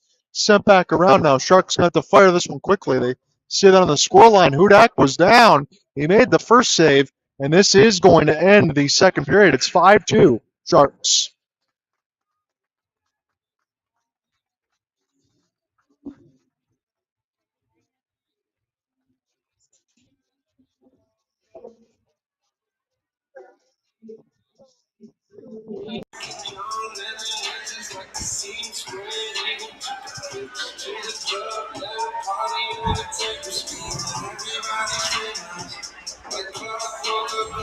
See Derek Chin there.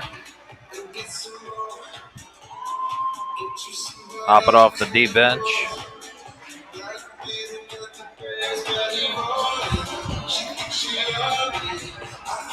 And we'll file out, resurface the ice, and come back for third period action.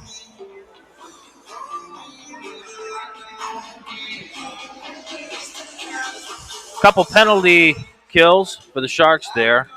I do believe if this scoreline stands, as John says, Sharks will head to the championship against the winner of the Muskegon Voyagers and the Gaylord Snow. Just going to double check, see if we get any score updates from their series. Looks like last night, Snow defeated the Voyagers 5-3. So they have a 1-0 series lead. After one period, looks like Muskegon 4, Gaylord 3. That's what I'm seeing. I'm going to check the Gaylord Snow, see if we got any updates from those guys. Nothing yet. So 4-3, I believe,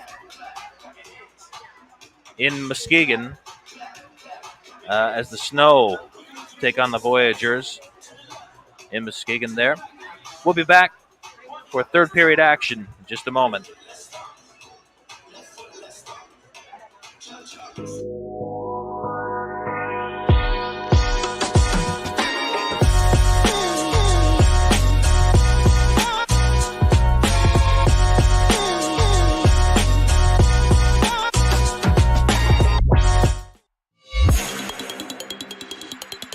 us at the official post-game entertainment spot of the Waterford Sharks.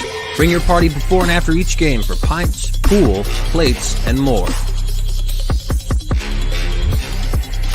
Order online at sharkclubwaterford.com, where you can eat, drink, and be a shark.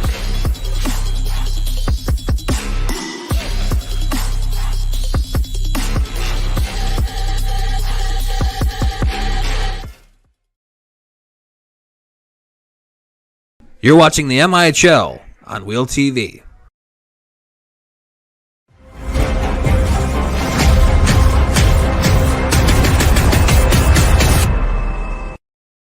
STI is a manufacturer of specialty fire, safety, and security products that help deter false alarms and prevent theft and vandalism. STI started by solving one common problem: how to prevent false fire alarms in schools.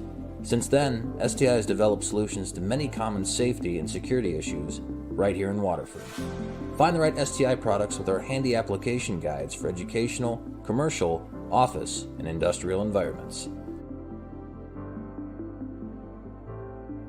Rely on STI. We protect the things that protect you.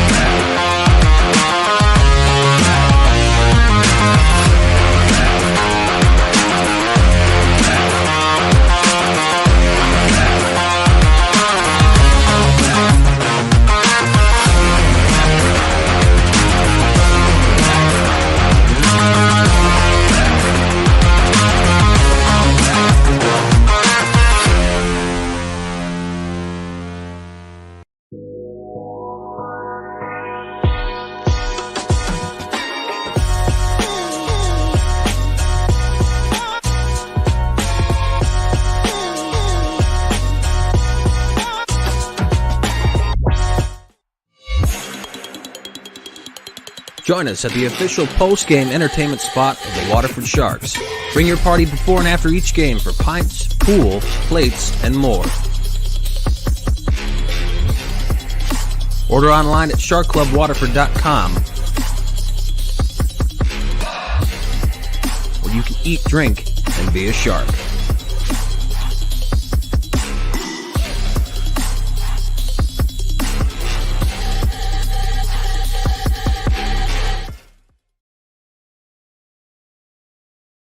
You're watching the MIHL on Wheel TV.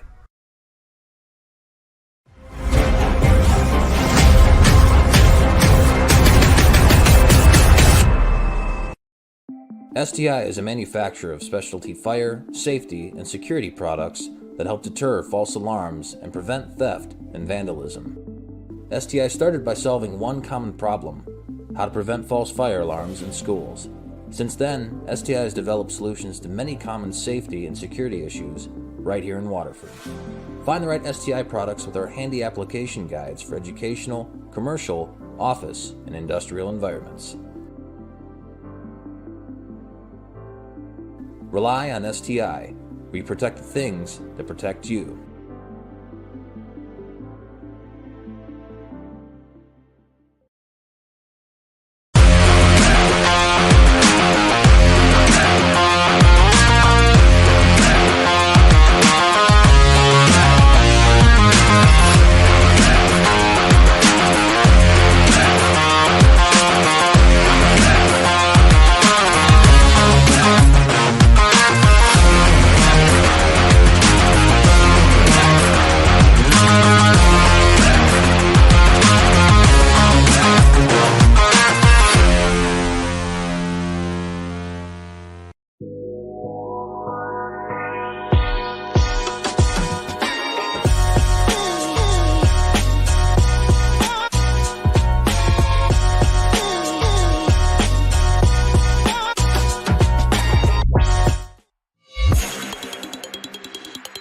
Join us at the official post-game entertainment spot of the Waterford Sharks.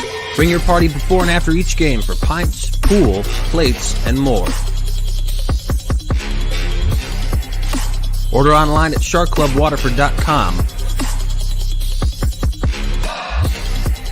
where you can eat, drink, and be a shark.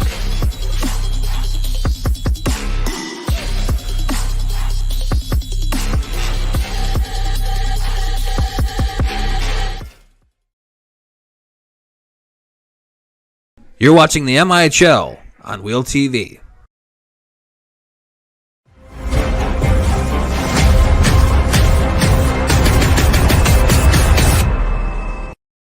STI is a manufacturer of specialty fire, safety, and security products that help deter false alarms and prevent theft and vandalism. STI started by solving one common problem: how to prevent false fire alarms in schools. Since then, STI has developed solutions to many common safety and security issues right here in Waterford. Find the right STI products with our handy application guides for educational, commercial, office, and industrial environments. Rely on STI. We protect the things that protect you.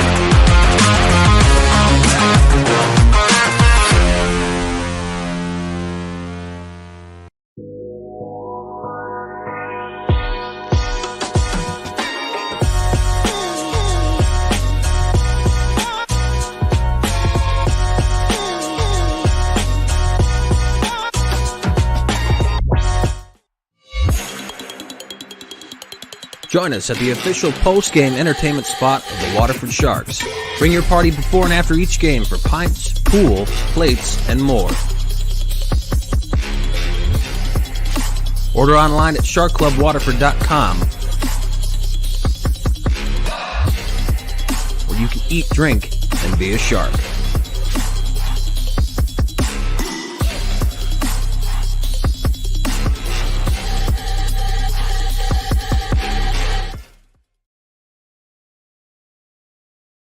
You're watching the MIHL on Wheel TV.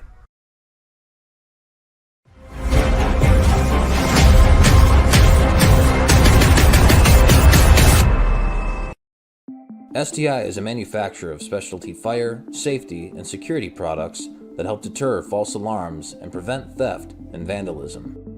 STI started by solving one common problem: how to prevent false fire alarms in schools.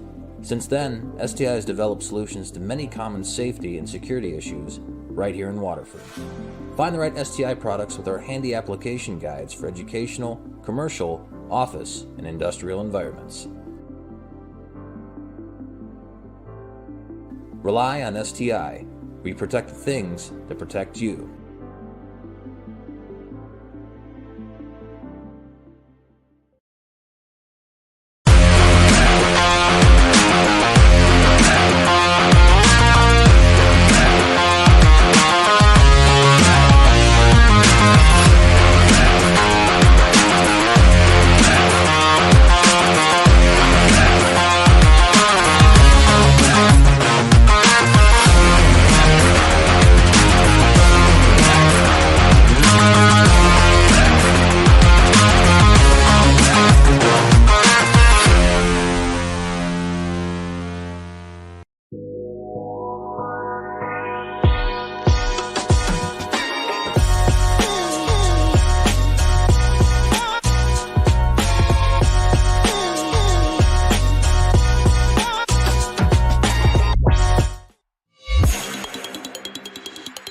Join us at the official post-game entertainment spot of the Waterford Sharks.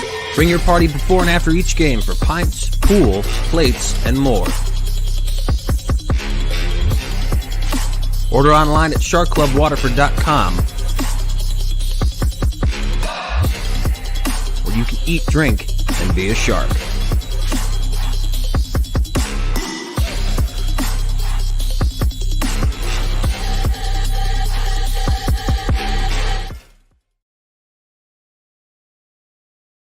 You're watching the MIHL on Wheel TV.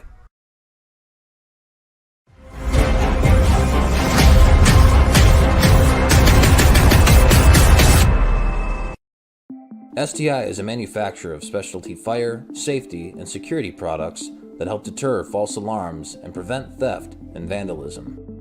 STI started by solving one common problem: how to prevent false fire alarms in schools.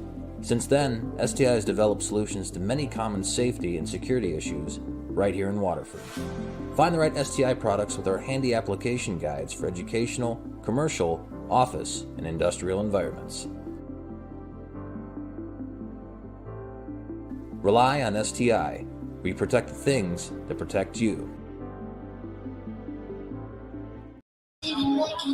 All right, we're back for third period action. I'm going to do this for Bonnie especially. Check the score here. There we go. Yep. All right, 5-2. That is correct. So, third period action here. We're going to switch you over to John.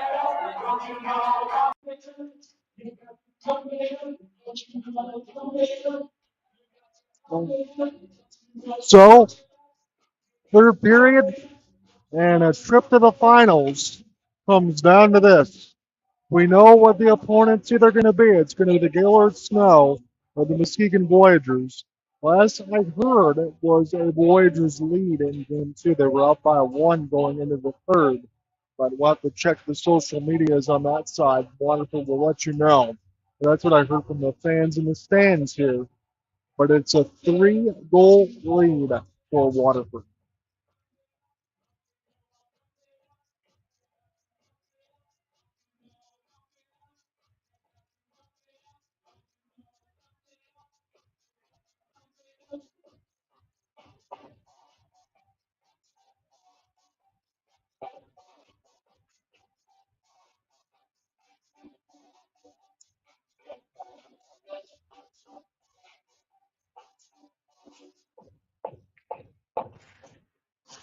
So as we said, now we start in the third period, and a trip to the finals is on the line here. If the Waterford Sharks can at least hold on to this 3-goal lead, not see if they add to it. Jack Hudak has been very busy behind his net, and that is per usual on that side. Waterford's been able to kind of hem in Blue Water. The one thing that Blue Water has had in their advantage in this second period was they had 4 power plays, but they didn't convert on any of them.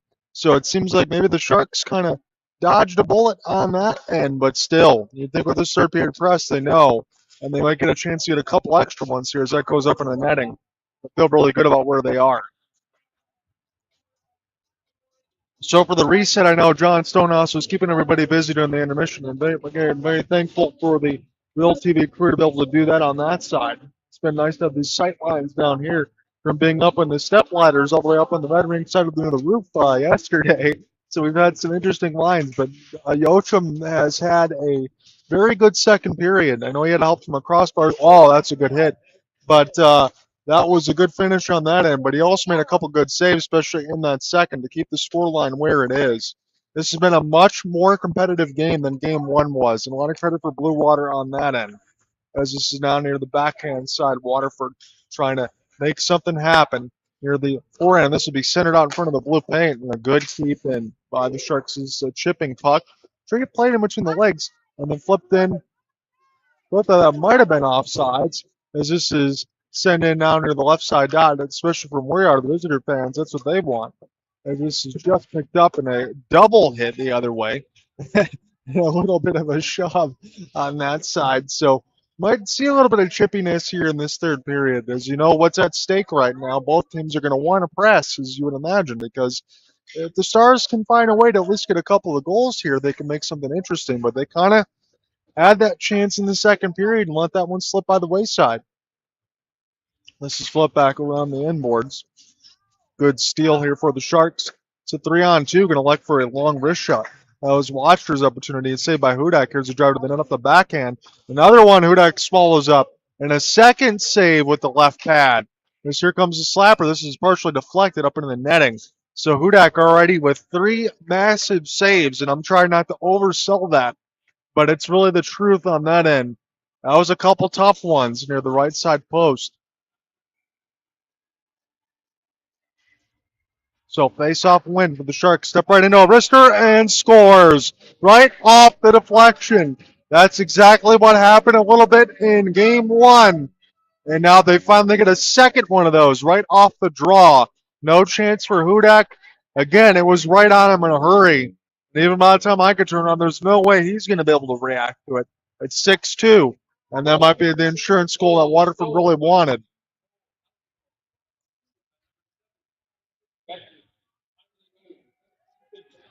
So Helgamo and Walker on that end, 2 and 7. They combine for a goal and a primary assist, no secondary on that side, as the Sharks now take a 4-goal lead, and that one was right off the draw. And now this is spun near the left side of the net. And again, we figured this might happen considering the amount of chances that were given up in the second. Sharks want to buckle this down. They fire one high deflection, good save by Hudak, and he's going to find it with the goal stick and hold on. 17:30 left to go in this third period. It's now a 6-2 game.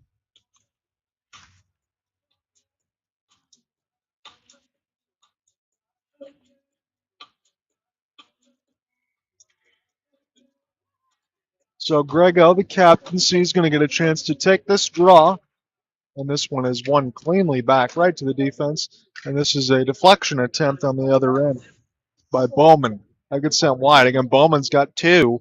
I don't know if he cares so much about getting a third right now in a 6-2. You want to just lock down this win. That's what hockey players will tell you. But stats always look good to have, especially in playoff games, if we want to be honest.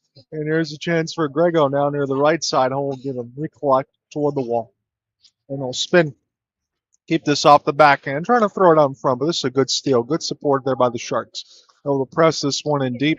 Stars is trying to locate this thing as this is in the high slot. Here's a slap pass, and wrist shot opportunity goes way wide near the right side boards. This is going to be a 2-on-1 opportunity here for the Stars. You get this with the backhand. Try to get something going. Nice diving play the other way for Waterford to knock down a sure 2-on-1. You thought at least there'd be a shot opportunity. Didn't get anything. And now racing back off the backhand, turn to center on front. Sharks try to play this one out of the air. But this is picked up now in full flight near the right side dot. As the Sharks will find an entry, pick it up through the neutral zone off the backhand, sidestep a hit. That's pretty good on that end for the Blue Water. Cancel off and rip this around the embankment. Now near the right side wall. Waterford intercepts quick little wrist shot. This one gets fired high off the left end glass where Waterford will recollect this thing and behind the net. But it's not going to be far enough for the defensive side, so Blue Water can chip this one down into the neutral zone. Touch this with the stick. Send this back around the other way for the Sharks. It'll be right to left here in this final frame of regulation, unless we need more. And here's some pushing and shoving and a stick battle. And we're going to get a fight the other way. And we'll see what's going to happen here. There's a chance for Algo. He's taking heavy fist. The helmet comes off. And oh, big uppercut. Big uppercut. And down go the Stars. Wow. That is an absolute thunderous uppercut. Delivered the other way. That was Hargett. Are we going to get 2?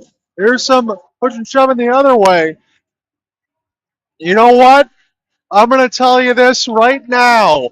In between what we saw on the left side blue line, it was an uppercut that absolutely knocked down one of the Stars. That was a thunderous uppercut. That's really all you can say there. So 16:35, we're going to get a fighting majors on both sides. And I'm going to tell you what, I know John and Stonehouse would say the same thing. That's about as good as it gets on that side when you're dropping the gloves. You take a couple of hooks there on the other side, Blue Water able to deliver that, and then you just get a knockout blow the other way. for Hargett. That is something to absolutely behold. Some people don't like fighting on that side. I am not one of those, my friends. 15:35. I say bring it on. 6-2. And we have some penalties to be offset.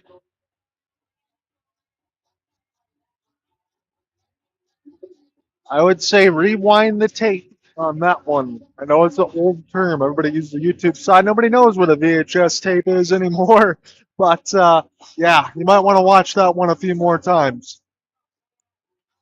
Oh, and not to mention what's at stake, lest we forget again. It is a trip to the finals on the line. And Waterford trying to deliver in all facets of that checkbox as we get set for a neutral zone draw. So puck is dropped, and we are underway again after that fantastic fisticuffs.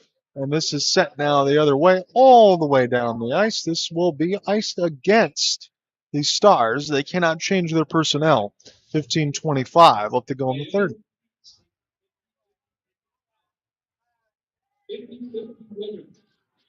The number is So for everyone again, alongside John Stonehouse and crew, this is John out here with you on the play-by-play side. Thank you for joining us here today. I'm just happy to be here. As I always say, again, my nightcap is going to be NHL Game 7 between the Avalanche and Kraken with Cooper Hopkins. You can follow that at John Reinhardt. And then we'll have another Game 7 tomorrow and between the Rangers and Devils. Again, that's more of a face cam on the YouTube side, but bring everything across the intermissions and talk everything across hockey. Hope you guys enjoy that as this is picked up now in the red line. Chipped away from the Stars with 15 minutes left to go in this third. This is icing waved off near the left side of the boards now as the Sharks are about 15 minutes away here from a trip to the finals if the things will hold near the left side of the dot. Nice patience off of the diving player for the Stars, and that is how you don't force anything. That's a good job by the Sharks as they look for a deflection instead. And I'll pick this up near the left side red line, now near the dot, and the high slide of the Sharks. They're moving around looking for a deflection again. Hudak will track it. 14:32 makes the save.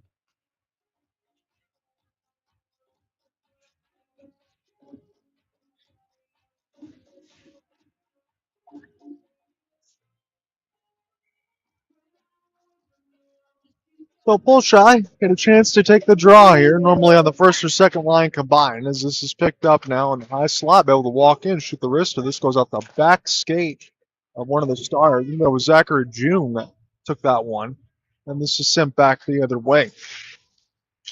Stars again will try to go left to right. It's a 2-on-2, a good step through the hit, but a good answer by the Sharks to find a steal. Here comes the big clapper, and this is right in the breadbasket of Hudak.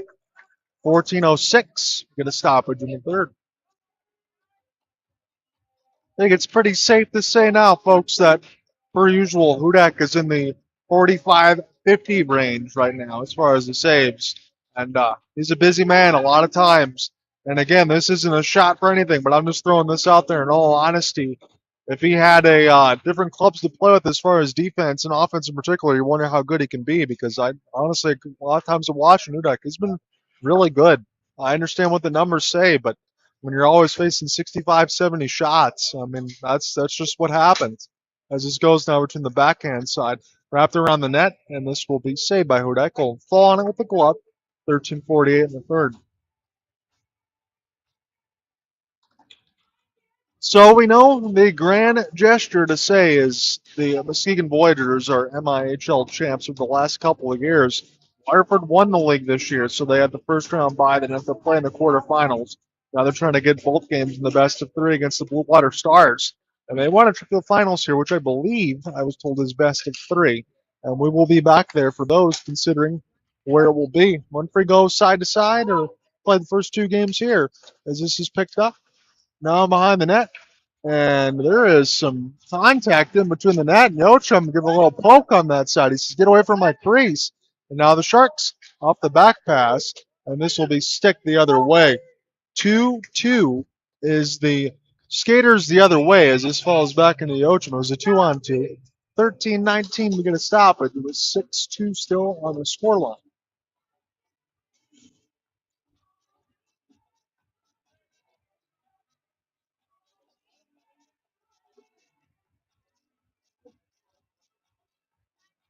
So I know for me, I started doing a little bit of announcements at Orchard Lake St. Mary's, and then I started doing some hockey stuff after taking a class with Mark Champion, who used to run the Lions and the Pistons side of it. He does Pistons now. And when I was in his class, he just told me to keep working at this and have fun with it. Eventually, after, again, I don't have all the name callouts all the time. It'll become with more familiarity, more so on the NHL side for me, NBA, MLB, and all that. But I've had a lot of fun, and I'm glad the team has asked me to do this, and I hope that you guys enjoy it throughout the broadcast because I know John Stonehouse works very hard to get all this stuff working across, and it's been a lot of fun to do this.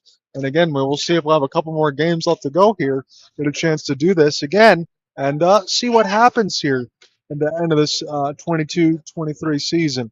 As it's flipped now with the left pad of Hudak and safe. Spun around now, are a couple of the Sharks near the left side of the wall. As this will be flipped out in front. This was a dangerous bounce, and somehow, and I really don't know how to tell you, even though I have the good sight lines, Alex Sharp got denied in tight. It was near the left side red line. I don't even think it was a backhand that got flipped with the puck. It was just a bouncing puck off bodies that fell to the right side of the crease. So an offensive zone draw win, and this will be sent the other way. Looks like the Sharks are going to go to a kill from what I see, unless they are getting offsetting there. But nothing on our scoreboard yet. It just goes for the Sharks and quickly press the other way right to left as this is played off the backhand and now sent in off the left side of the faceoff dot and on the left boards. This will be fired right on. This will get blocked. Quickly have to rush the other way as Yochum knows that, and he'll play it. And this is now into the neutral zone, right side of the red one. Step through across the neutral zone as it's picked up near the left side dot. There's a drive to the net. Hudak finds it. Did he save it before it crossed the red line? He's waving no. And the ref saying no goal. So good athletic play by Hudak. He knew what the line was around him within the post, and he stopped that from going across the red line. 6-2 is still the score line.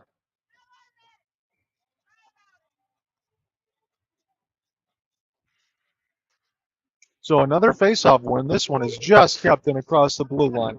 And here's a fire that goes wide to the left side of the red line. Now Sharks will backhand this thing around the net. About 11:55 left to go in this third. They are up by 4, and they want a trip to the finals. They don't want to play a game 3 here. And it looks like through most of this part, they've done a good job. But again, we knew that there was going to be a press for Blue Water. It's been a much better game for them in this second opportunity. It didn't get way out of hand. And now it might get out of hand in front of the net. There's a couple extra cross checks by Blue Water. They don't like running into Hudak. I don't blame them on that end. But for some of the fights that I've seen on the Waterford side, if you really want to drop the gloves, you might get tested pretty good. Might get checked on that chin. 11:40.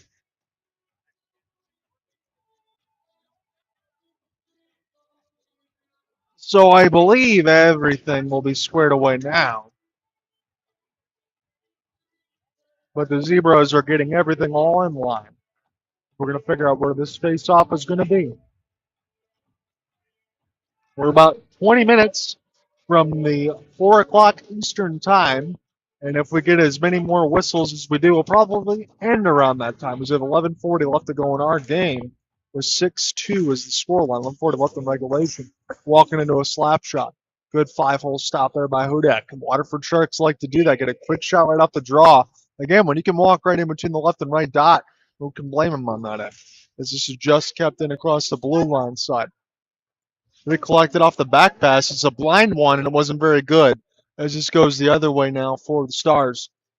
And Yochum will take a look at it, but this gets brushed aside near the left side. And now here's a clean entry. It's a drop pass, a good design, and this one gets blocked. The friendly fire for the Sharks. That was actually a good design quickly off the draw. Kick with a skate, sent back the other way for Waterford. And they will take their time, take this D to D. I imagine you would do a little bit more so, especially with the amount of time that's left. Here's a rush off the backhand, a full flight drive to the net. This goes just off the right pad of Hudak. Sent back down the ice. Played in off the forehand now. Waterford is in behind their net. They're going to be going right to left for the rest of this third. About halfway through this third and the final frame in regulation, it's a 6-2 score line as Sharks are very patient and behind their own end right now. And this is picked off again. So Stars have had a couple opportunities here in this third. There's been some sloppy play and fire just wide of the left side boards. It was a wide open yawning cage. And the Sharks got away with one right there as it goes now near the right side of the boards. Try to make a little bit more of an open play this time, you would hope. Now and toward the right side of the dot, depending on who you're rooting for. Nice play. And off the backhand. As this gets shoveled back, Sharks will find it. They're going to want to see if there is an ice. They get the signal from the referee that it is waved off.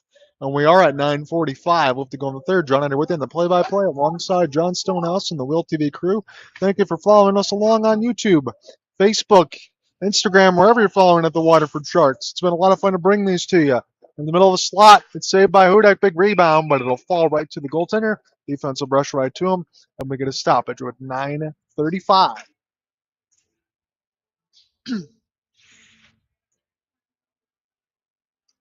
So it was a matinee start for us today, Sunday, 1:45. It was right on time. It's 3:41 now. And again, as we said, we'll probably be closer about 4 o'clock. And then 6:30 is, I believe, the Panthers and the Bruins game 7, and I'll have the late game with Cooper Hopkins and the Kraken and the Avalanche. You can follow John right on. Cooper Hopkins will be with me. I'll probably call the second period. Help me save the pipes. We talk about a little bit of everything here. Again, that's assuming if Sharks can get everything done tonight. I'll be taking a little bit of a cat nap and setting that all back up later tonight. If you want to follow along, as this is settled now toward the right side dot. Played in off the back pass. And now the Sharks will have this running full flight into the right side wing. It'll be a 1-on-2. Try to get this off the stick lift, and Hudak will swallow it up with 9:08.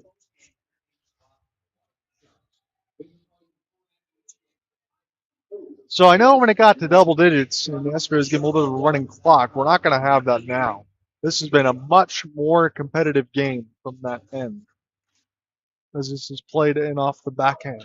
And now recollected off the draw. And now in the middle of the slot, we'll fire. This one goes up in the netting and out of play right at the 9-minute mark. It's still 6-2.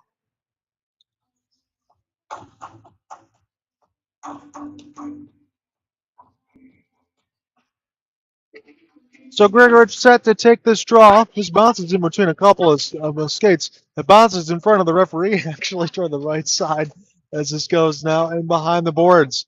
Now working way up the forehand. Good. Oh, that was an extra pass play there on the other end. Spencer Bowman. They were trying to give him numero trace on that side. I want to give him the hats, as I don't know how many would ring down here, but he knows he's got two.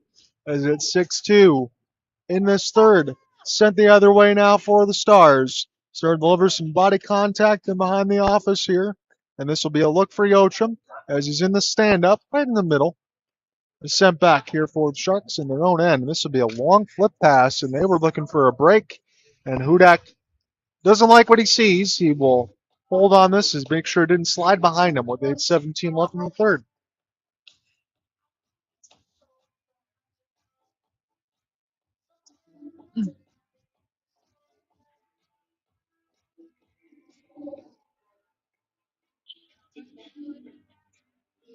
So Chad Frost will get a chance to take the draw. He normally mixes in between center and defense and forwards. I've seen a lot of the Sharks from the games that we've done. There are a couple standard defense in there, but a lot of these guys are forwards, defense, they'll play anywhere. A lot of versatility in that Sharks lineup. They love to adjust and see what they got. I think when you have those type of reinforcements, that's why they're as good as they are, as this is flipped in. Picked in by the Stars. And this will quickly be raced the other way. Stars know they got to get something going here and toward the left side boards as this is sent back around. About 7:50 left to go in the third. This gets intercepted off the backhand and played down. This will be an opportunity here for June. As he's got, you can always find him with the full beard. That's how I can pick out number 68 as this one's flipped in by Hudak. We'll quickly throw this one to June, so that'll be another save count there for Jack as it's sent back across the right side and intercepted.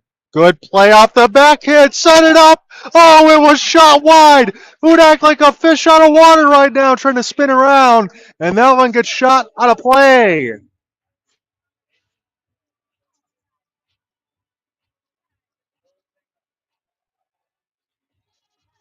That was a good-looking sequence there for Waterford.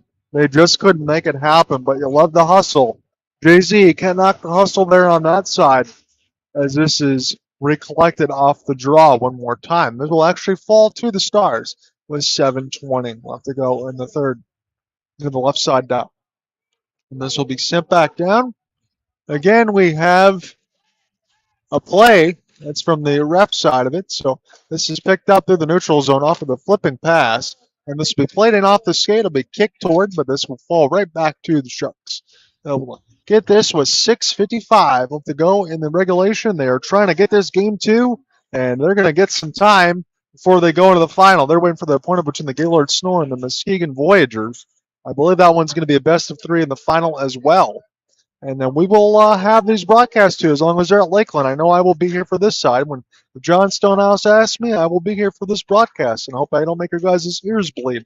This is picked up into the backhand. Good drive toward the right side, but it was just fired high. And now kept into the right side blue line. Sent back around the end boards now as the Sharks lose it. This could be a chance down the middle, but the Stars don't like to take it. I think they were on the edge of the shift. And Yochum throw this back to his defense. Everybody getting wholesale line changes right now. Want to make sure you got fresh bodies on the ice at all times. When you think about shifts and times, maybe more so top in a minute 30, but you want to keep about a minute or less. Keep shifts short most of the time, especially if you have the fresh troops and legs to do so. As this is now for the Sharks and toward the right side dot. They're going to take their time as Waterford here. Again, they like what they see on that score line. Nothing to try to force, as this is nice pass into the offensive end. Working in the middle of the slot. Big save, Hudak. And the rebound fell right back to the Sharks as they get right back to work. Sending in behind. This is going to be picked up right into the left side. Got good chance for a snipe. And that one goes just wide. And we're going to drop some gloves again, or maybe a half roughing. Is this one going to go against Waterford?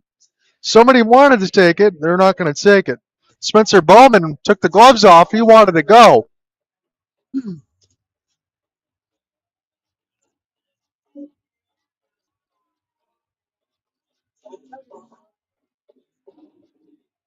So normally, I'll say this in the NHL side, when you drop the gloves and no one's going to go, they're going to send you for a roughing side, but I see Bowman just going back into the players' bench. He is in the box. Thank you for John on that side. So that's what normally would happen. You're going to like to go and drop the gloves. It's going to be an automatic minor on that end. Just no combatants to go with 5:25.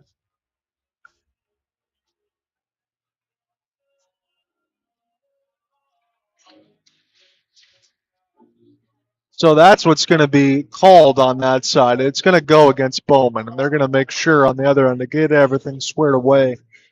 I wouldn't say it's the score line that I always throw the line. It's all over but the crying here, but there is enough time.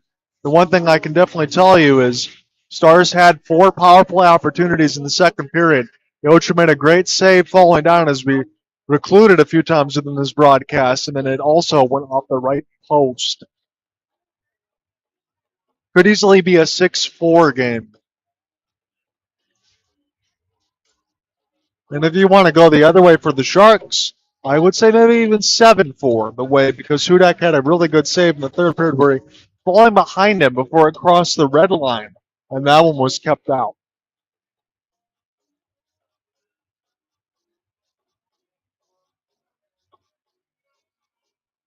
So a neutral zone draw, but it is a penalty against Sharks. Wondering why it's not in the defensive zone of the Sharks, but we're in the neutral zone right now.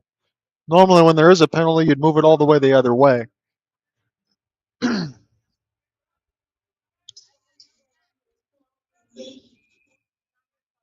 So neutral zone draw, 5:25.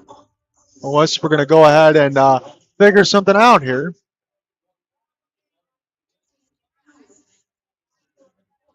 We're going to take a timeout on this side.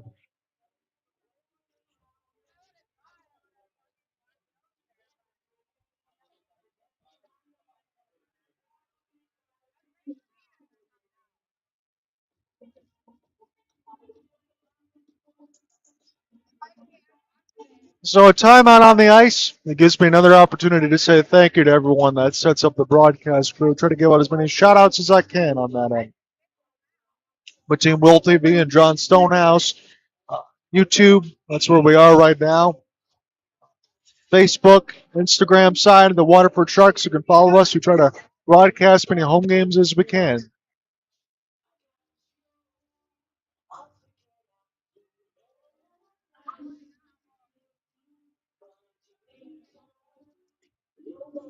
So that was why we had a neutral zone side. We're going to take a timeout and get this squared away. So this will be a Stars power play for 2 minutes. Non-combatant there for fighting on the other end for Spencer Bowman. So this will go back for Jack Hudak. This will play this safely and behind the office. Just almost under 5. They're just under 5, but no commercial sponsors here on the broadcast side of it. As this is collected now into the left side dot.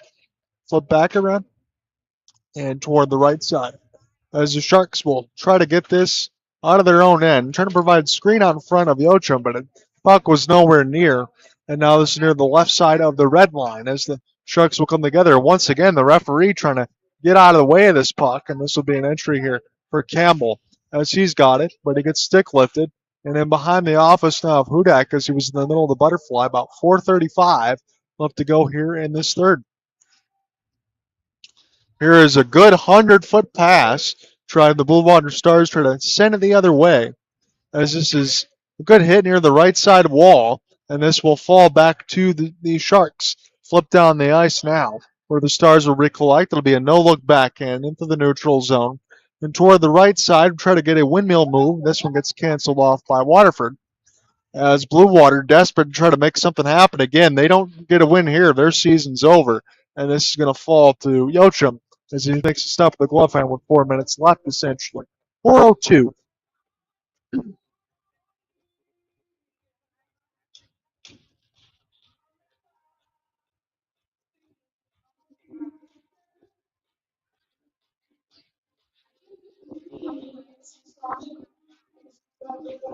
So left side dot. This one is won by the Stars. They got a couple of chances on a power play side to make something happen. Good traffic out in front. Yochum stops it with the left pad, and now it's in behind the net. 25 seconds left to work with on the power play for the Stars, and they need goals. As this is beautifully chipped ahead. This could be 2-on-1 shorthanded. Backhand one, a stop by Hudak with the left pad, but it's still with the Sharks now off the backhand. Trying to keep this alive off the half spin. Sharks happy to kill some time. Drive to the net. Now still working with it, and the Stars finally get that out. Mark that one down for Hudak. It might be a little bit too little too late, but still a fantastic save that way as it's picked up now near the right side dot. Not often do you see the shorthanded opportunities like that, even though the Stars got a press, but that was as gorgeous of a clear as you can get. As this is into the neutral zone now. Another race. Opportunity for chance again. Polshai has got it off the forehand as he holds up. Good pass in between the left side dot, but he got to recollect. Center back across the blue paint as that one goes just wide. It's a rolling puck. And a step through just getting away from the hit. That would have been a bulldozer coming the other way, but now it was finished near the right side dot. The bulldozer was just a little delayed. are we going to get anything on that side? Excuse me, that was a humongous hit. Again, I rationed myself out of cough drops here. I'm trying to make sure that I keep everything going across into the right side. I think we're very slow to get up on one side, so I hope that's okay. That was just away from the sight line. We figured the height was going to be finished, but now we have to make sure that everyone's okay on the ice. So 9 on that side. Tyler Rich for the centerman. John saying to me that he's the one that might be down. This is not a good-looking scene. And toward the right side dot. I just saw him get through a hit and through the neutral zone, and then it got finished and toward the right side boards. He didn't have anywhere to go. But now he is to his feet. He's being helped by his teammates. And good on everybody giving a claps here on the visitor side of it. You never like to see anyone go down. We just heard the hit. And Rich able to get under his own power with the help of his teammates. So we send our condolences to him on that side. Again, for me, I don't want to ever want to see those type of things. As this is definitely a good gesture, but the Sharks on the other end, they were down to one, making sure the teammates and everyone else are okay, and that's what you got to have. Because again, it's a very physical game, but sometimes you take those hits, and there's been a couple thunder shakers here on that side, no doubt about it.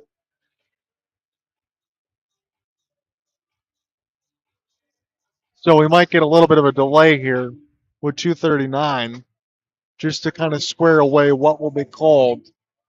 Again, thankfully, Tyler Rich is okay. That's the number that I was given to the right side, just in toward the boards, but got away from the hit on the numbers.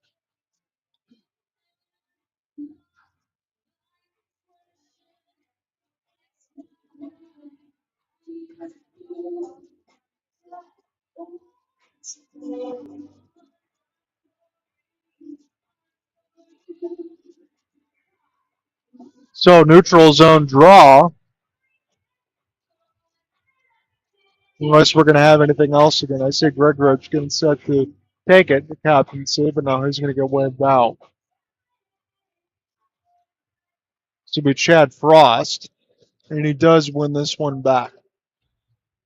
So Sharks will get this. Again, there was no penalties called on that. There was just a clean hit near the left side of the boards. Again, it was just away from the sight line, but very thankful that the Stars is okay. Will help the teammate under his own power, but I wonder how big that contact was because it was certainly loud, not even at the ice level.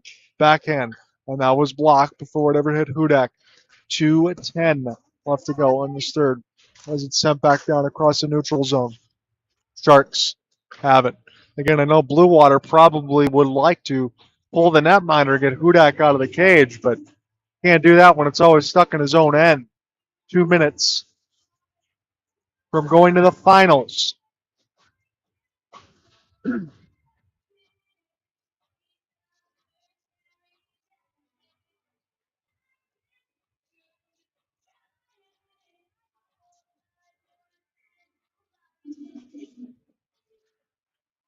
So this will be a face-off win that will go back to the Stars. Again, I understand what the score line says, but if I would play this as a normal game, I would try to get a pull and try to see whatever you can do, even on the 2-minute side. But they're going to elect to leave Hudak in there, as this is in behind the office now of the Ochum, and now played into the neutral zone. Stars have to get something going. Again, the reason I mentioned it, I know it's a Stanley Cup playoff game, but it was only a few days ago between the Golden Knights and the Jets when they were down 4, and they like to pull their goaltender, did Rick Bowness, with 8:15 in the third on that side. But we're not doing that right now. Just going to have a little camping trip behind the net right now of the Ochum, or the Waterford Sharks, as they're happy to have a little vacation as this goes into the players' bench. Now with a minute 14, we get a stoppage. So only curious on my part, considering what's there, but we're going to let everybody else finish it off, I guess, with 114. And then all that will be left, and you'll keep an eye on the social side of it between the Gaylord Snow and the Muskegon Voyagers. That will be the opponent, unless there's a miracle here with a minute 10. As this is recollected now near the right side. This is picked up the right side wall. Here's a long wrist shot. This goes off the blocker of Hudak. And now we're under a minute. This is a trip to the finals on the line right now. It's a best of 3. It was handled easily for the Sharks in game 1, 11-2. This one was a lot closer at 6-2. Scoreline doesn't tell you how much better the Stars played as this one got deflected in toward the right side dot. But again, Hudak was very under siege, but he did about as well as he could do. Again, I've said that a couple times during the broadcast with Jack on that side. He's a pretty darn good goaltender on that end. As this is recollected. Kept in now. Sharks feel like they might get something good here off to the left side of the stick. Down to 30 seconds now. A trip to the finals is definitely going to be underway here as the Waterford Sharks are going to feel really good. They've won the top seed. They took advantage of the Blue Water Stars in the semifinals, and that is a big hit on the other end. 15 seconds left to go in the third as this gets sent back down the ice, and now down to 10. The Waterford Sharks are going to be going to the MIHL Finals, where they will await the winner of the Gaylord Snow Series and the Muskegon Voyagers. Your final score is 6-2 John on here with you alongside John Stonehouse. This has been a Will TV production. And again, on the star side, everybody giving stick taps to Jack Hudak and everybody raising their hands for a well-played game. So the Sharks will be going to the finals in a 6-2 victory. This has been John on here with you. And once we get word, and if it's at Lakeland again, you bet your bottom dollar we'll be back here on this broadcast to see if they can win this thing. Because it's been a lot of fun. I'm glad you guys enjoyed it. I hope you did at least. On that side, it's been a lot to bring this broadcast to you. We should be getting our handshake lines momentarily. I always love this because you beat the living snot out of each other. I know this is only a 3-game series, but then you go back and shake hands and get full class. And that's absolutely what you love to see. It's a tradition across hockey that is always there. And this was a game that was, even though it was a 6-2 scoreline, much better effort here for Blue Water in game 2. They made the Sharks earn it. Sharks didn't have the best second period, but that first and third, boy, they really closed it down. They gave up 4 penalties in that second. Made things a little interesting. It got bailed up by a crossbar and a good diving save by Ochum.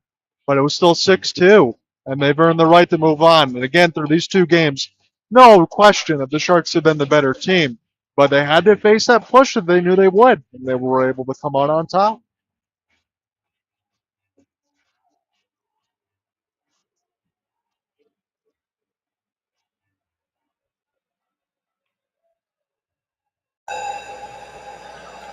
Good stuff from the Sharks here. Side and the handshake line.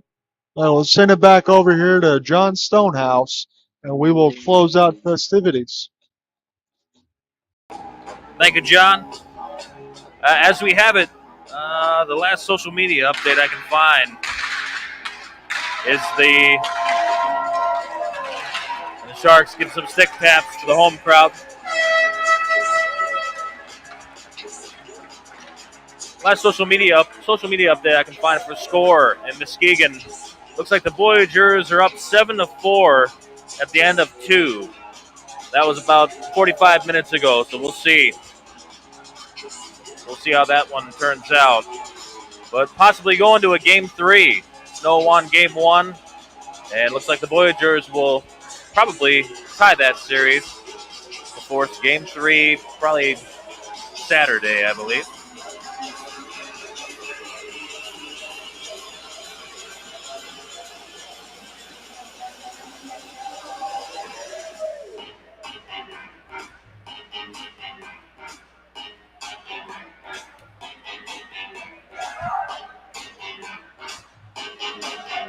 Tristan Vector, huge presence in game 1 and 2. Cole Helgamo signing a stick there, I believe. Great effort from him. Waterford Sharks 6, New Water Stars 2. Thank you, everybody, for coming out this weekend. Got some scenes of the fans at the gate, at the door. Spencer Bowman.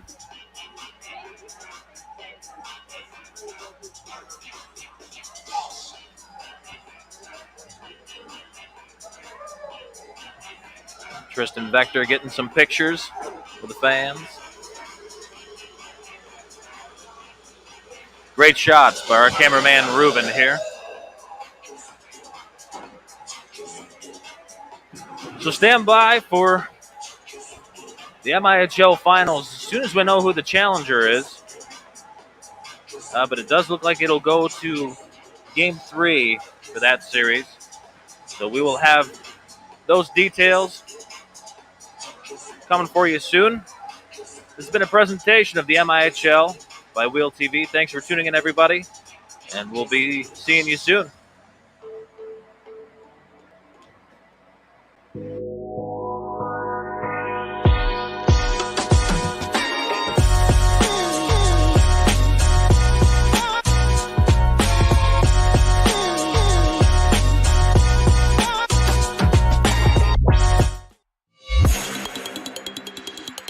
Join us at the official post-game entertainment spot of the Waterford Sharks.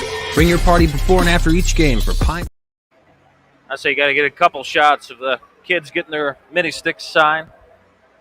There we go.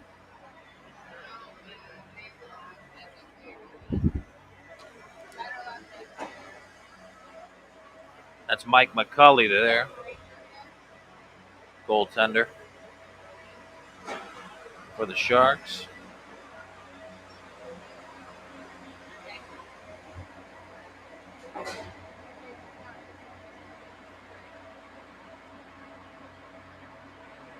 Great promotion that they had.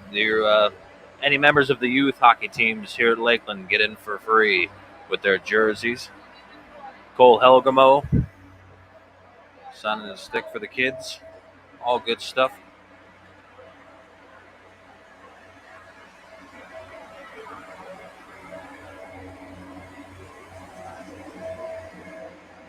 All right, we'll sign off with the intermission loop.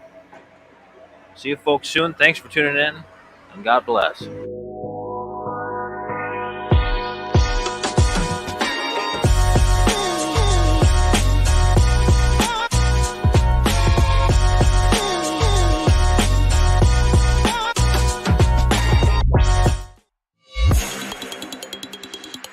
Join us at the official post-game entertainment spot of the Waterford Sharks.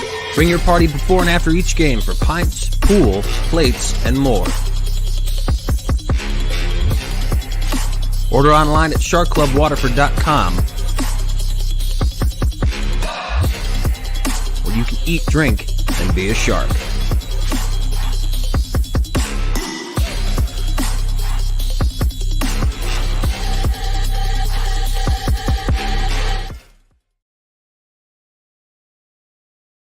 You're watching the MIHL on Wheel TV.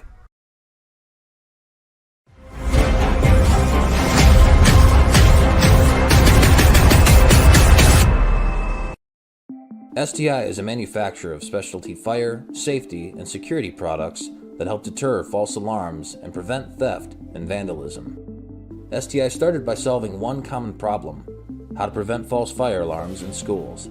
Since then, STI has developed solutions to many common safety and security issues right here in Waterford.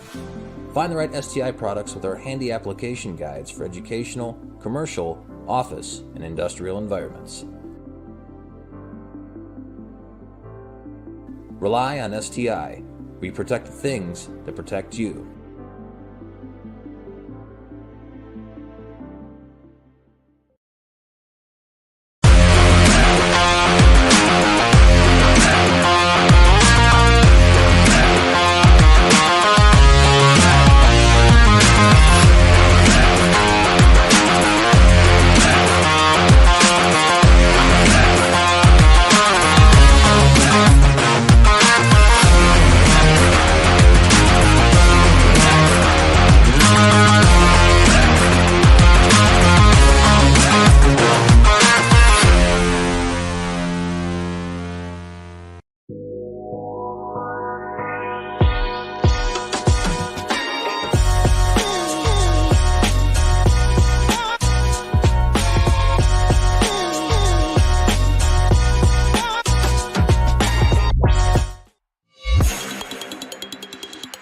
Join us at the official post-game entertainment spot of the Waterford Sharks. Bring your party before and after each game for pints, pool, plates, and more. Order online at sharkclubwaterford.com, where you can eat, drink, and be a shark.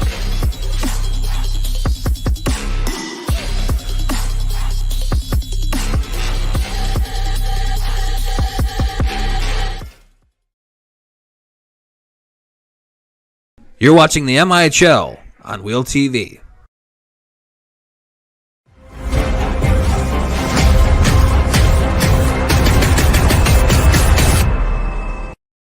STI is a manufacturer of specialty fire, safety, and security products that help deter false alarms and prevent theft and vandalism.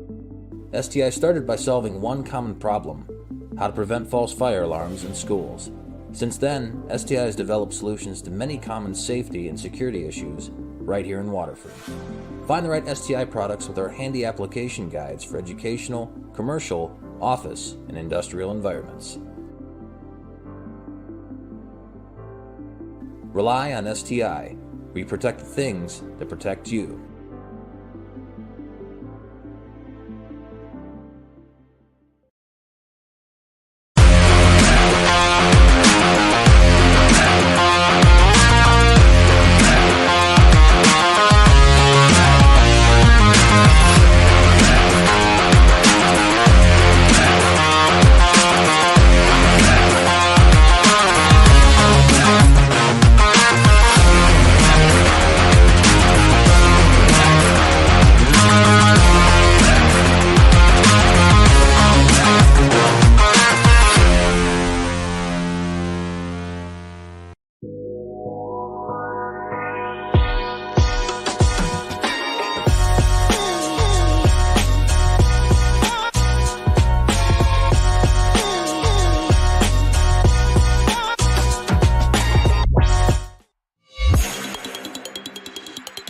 Join us at the official post-game entertainment spot of the Waterford Sharks.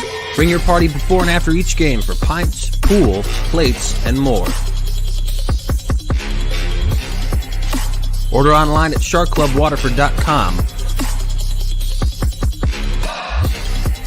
where you can eat, drink, and be a shark.